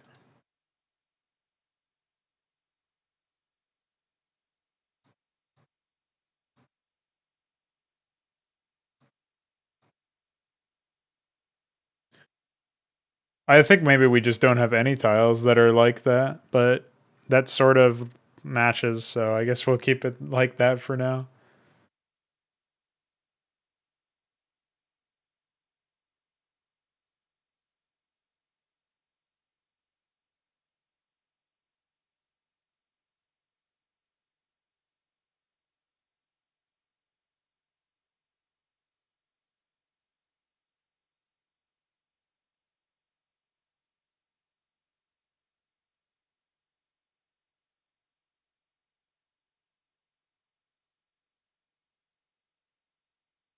I'm guessing that's this. Yeah, we're really piecemealing this one together, boys.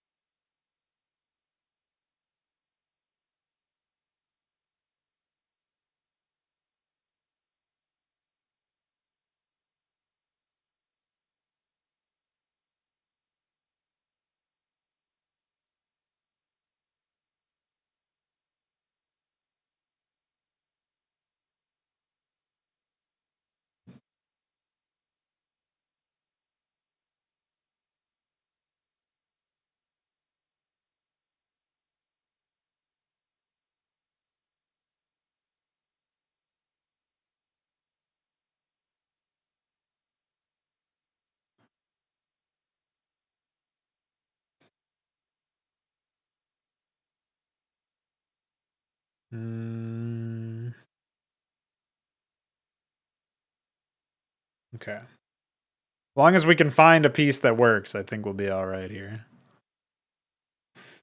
And here's the bridge. Right now it's only one size.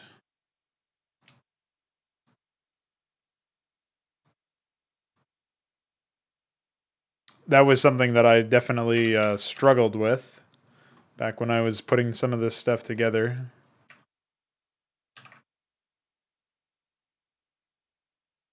And I hate to say it, but I don't think it's gotten that much more. Like, obviously, we haven't received any more tiles from DF, right? So I'm still struggling, is the bottom line there. Yeah, this whole area will need to be completely reformed, I think. But I can't have it be reformed on that end because there's no maneuvering room already. Well, I guess I could like continue to. Actually, yeah, let's try that because there's already not a whole lot of space for people to build on that side.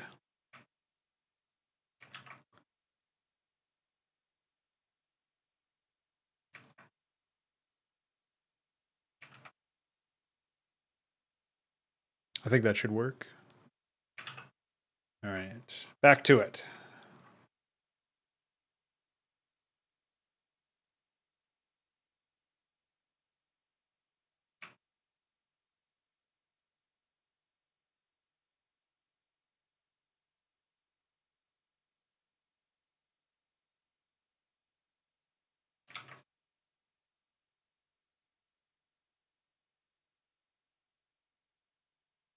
I mean, doesn't it just look awesome? Like, come on, dude. It's epic. This is stuff that was like reconstructed from screenshots from the beta to give you an idea of how much effort had to be put into to make this sort of thing come to life. Let's just say it's a lot.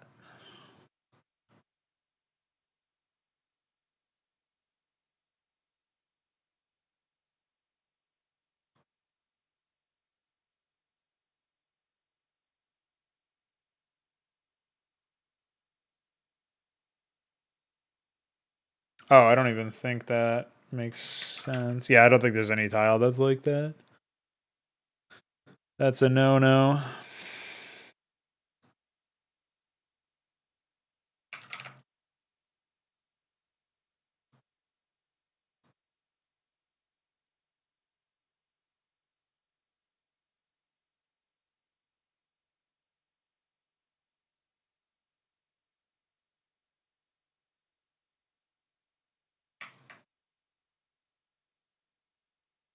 And then obviously we just paint regular water in here.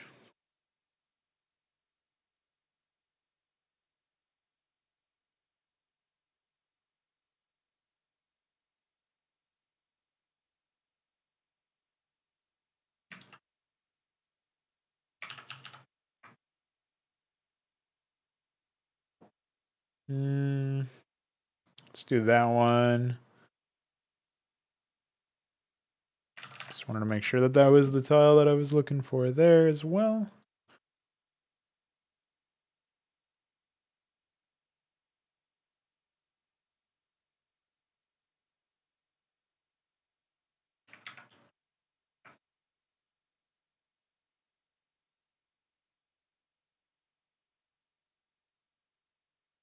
Actually, I have no idea what tile is supposed to go on the other side of that one. Is it this? No. Maybe it is supposed to be that? I don't think so, though. Doesn't look like it.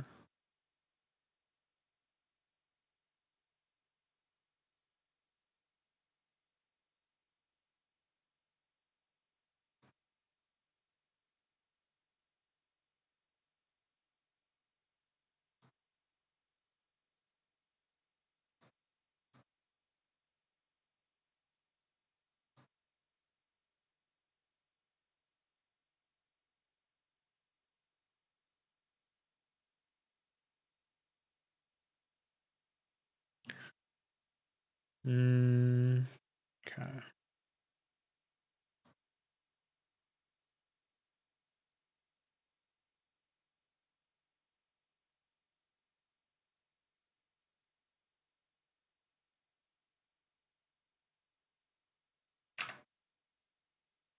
I wasn't sure if those inner corner tiles were mutually exclusive or not, but I guess that tells me yes.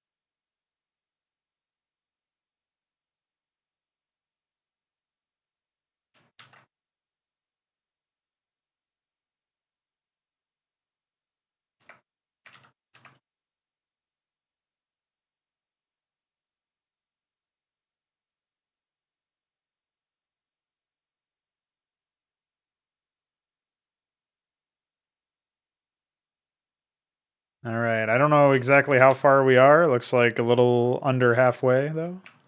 In that sense, I think we're making pretty good progress. Do not remember if there's a custom tile that blends with that. Wait, what is this?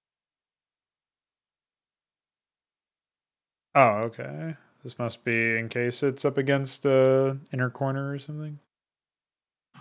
Did I feel like maybe I made some tiles.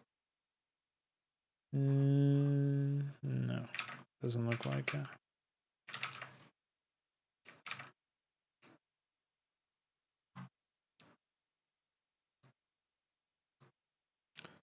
We'll just bite the bullet for that one then, I think.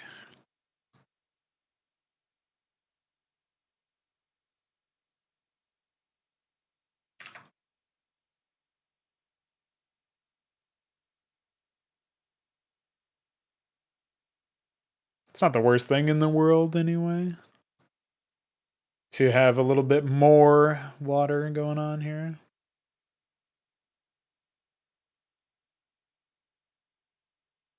But yeah, once this full suite is complete, it'll definitely be so much easier to place this stuff and like be a little bit more confident in how I'm laying this stuff out.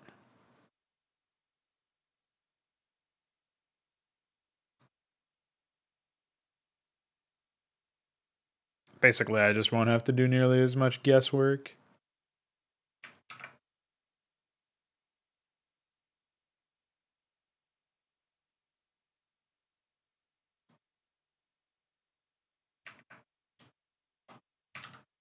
And I'll have a bit more freedom with the like variety of things that I pick.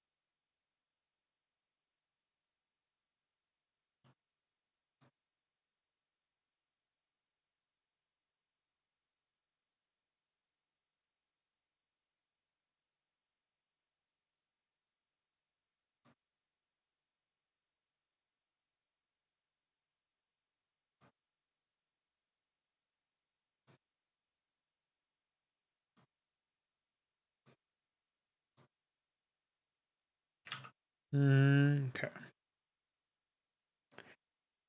See how far we're able to take this one.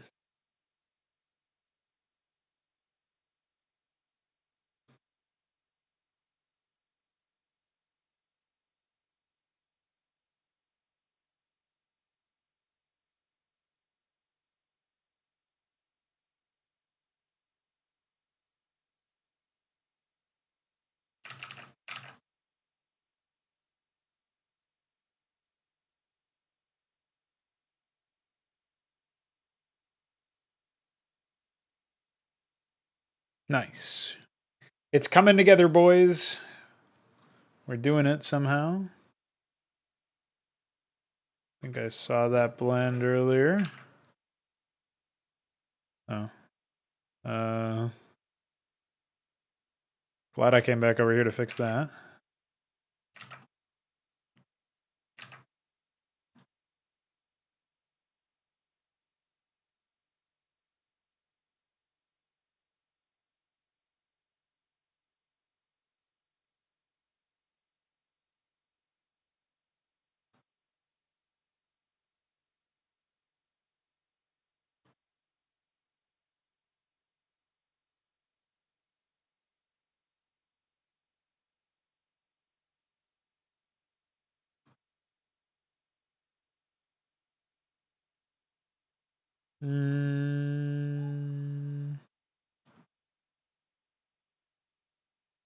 Okay.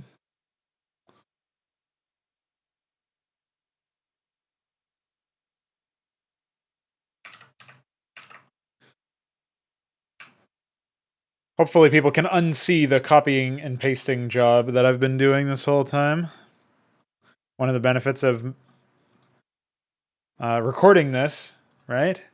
Very few people will watch every single detail, catch every single thing.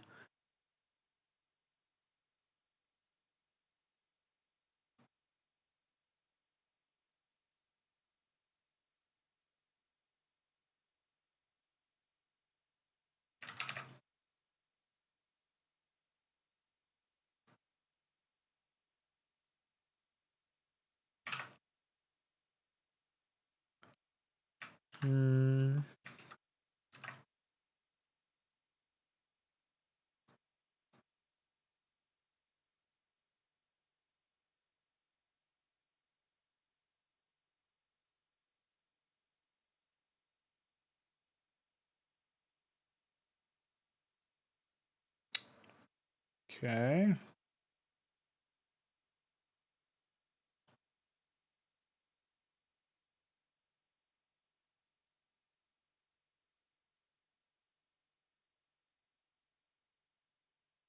Ah, shit, that's of course the only one that we don't have a cliff looking thing.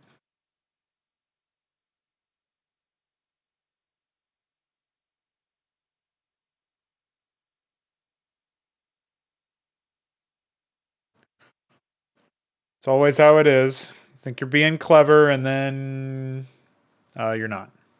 That's pretty much how it goes.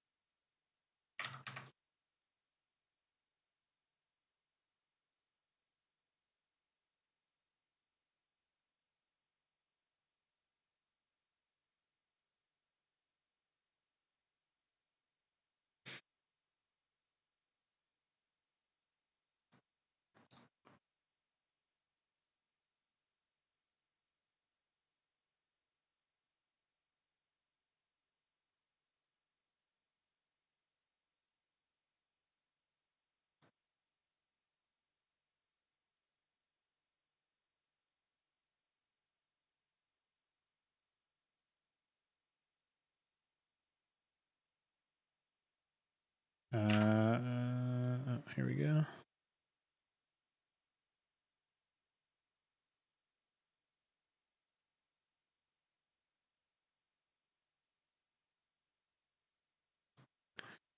All right, now we're talking.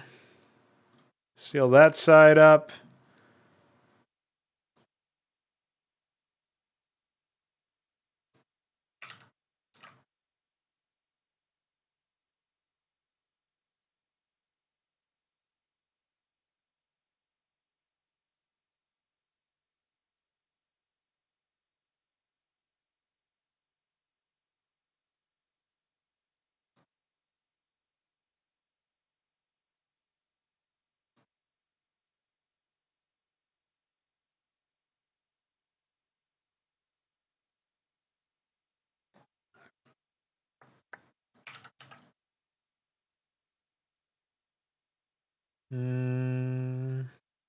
Okay. Just wasn't crazy about the lack of different options here. I'm trying to make sure that things are varied enough without being too crazy, I guess. Or, well, I guess it's impossible to go too crazy when you're limited like this, but you guys get the idea.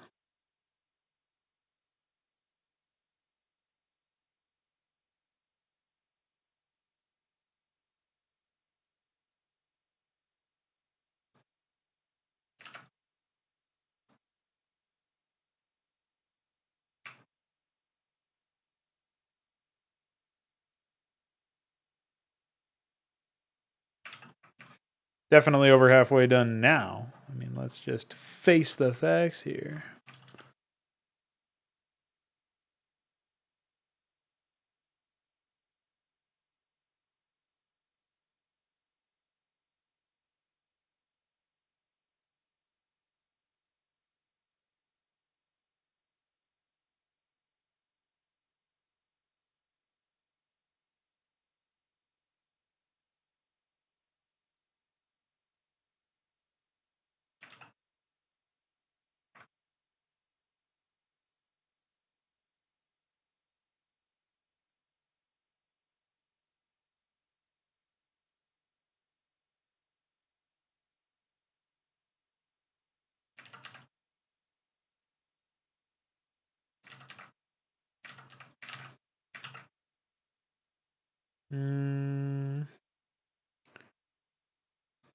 Easy enough, I guess.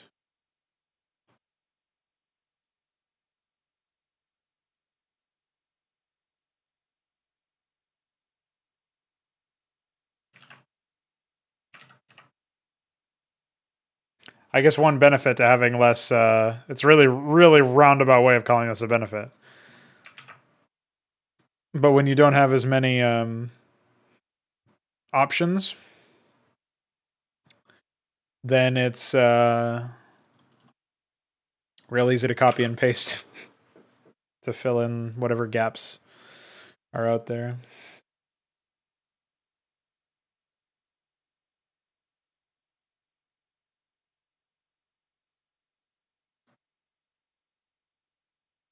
Or you just like get that rote memorization angle where you remember it all.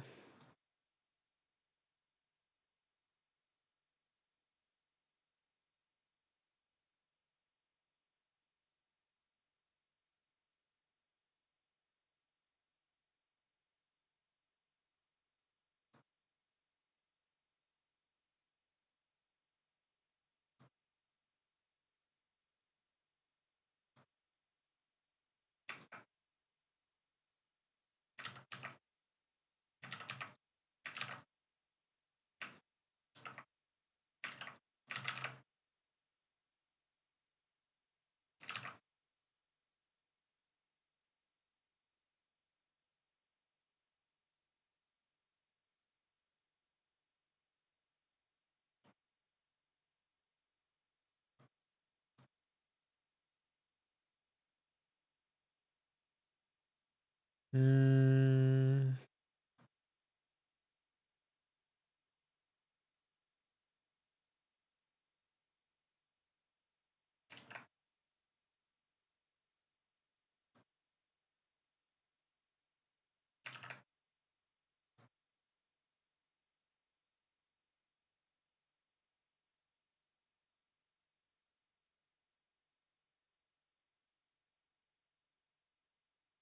Oh, wait. Yeah, I was changing this whole thing. Forgot about that.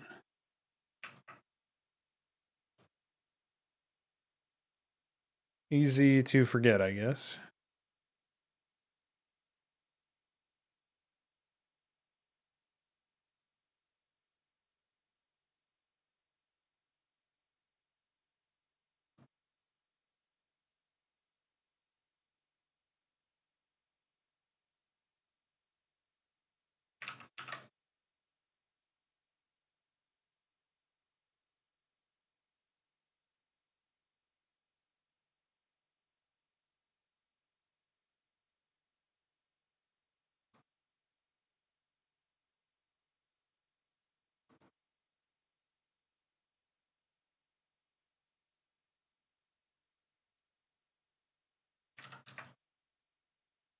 This is just to create a bit more walk/build space over in this neck of the woods.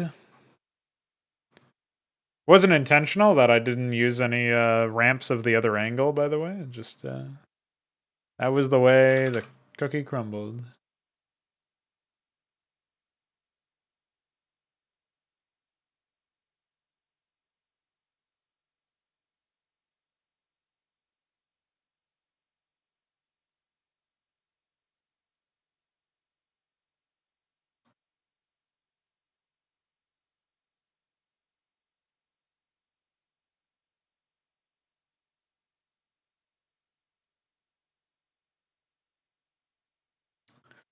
Can't wait to see the lack of upload speed after this, by the way. When I'm trying to send this up later. That's gonna be epic, I'm sure.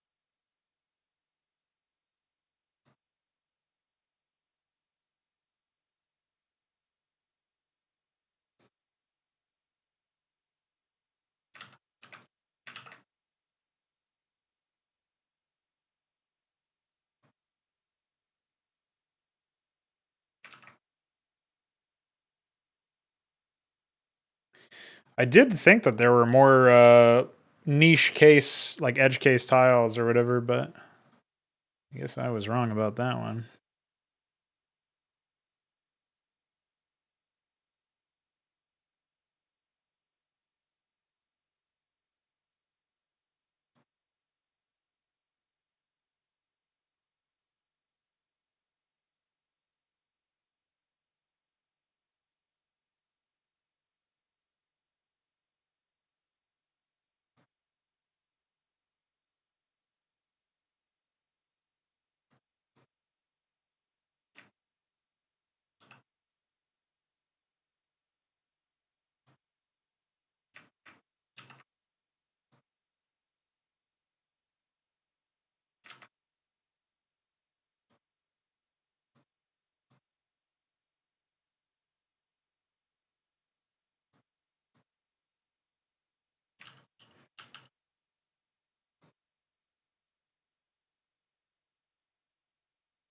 Oh, I see. There is that edge case tile right there.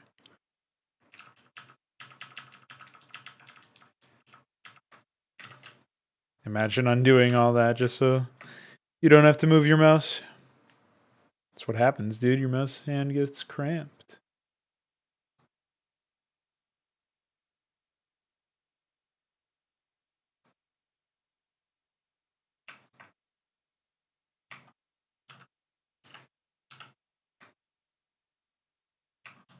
Boom. Just like that, we've got our ice water.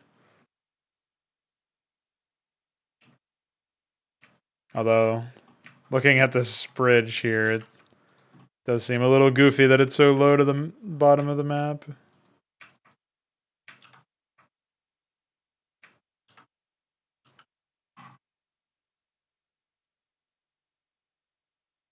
all the same, this is a nice place to save the development.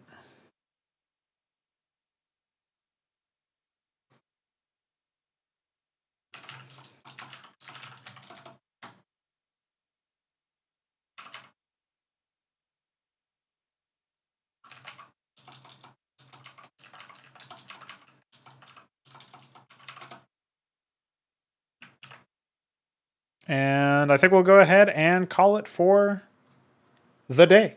Thanks for watching this video. And I'll be doing my best to make sure that we still get daily ones of these, of this length or more, in the future. Although I do get more work done when I'm not streaming, because I'm more focused usually. So there is that to consider. I might just have every one of these be around 2.5, 3 hours, something like that. But we'll see. Bye-bye.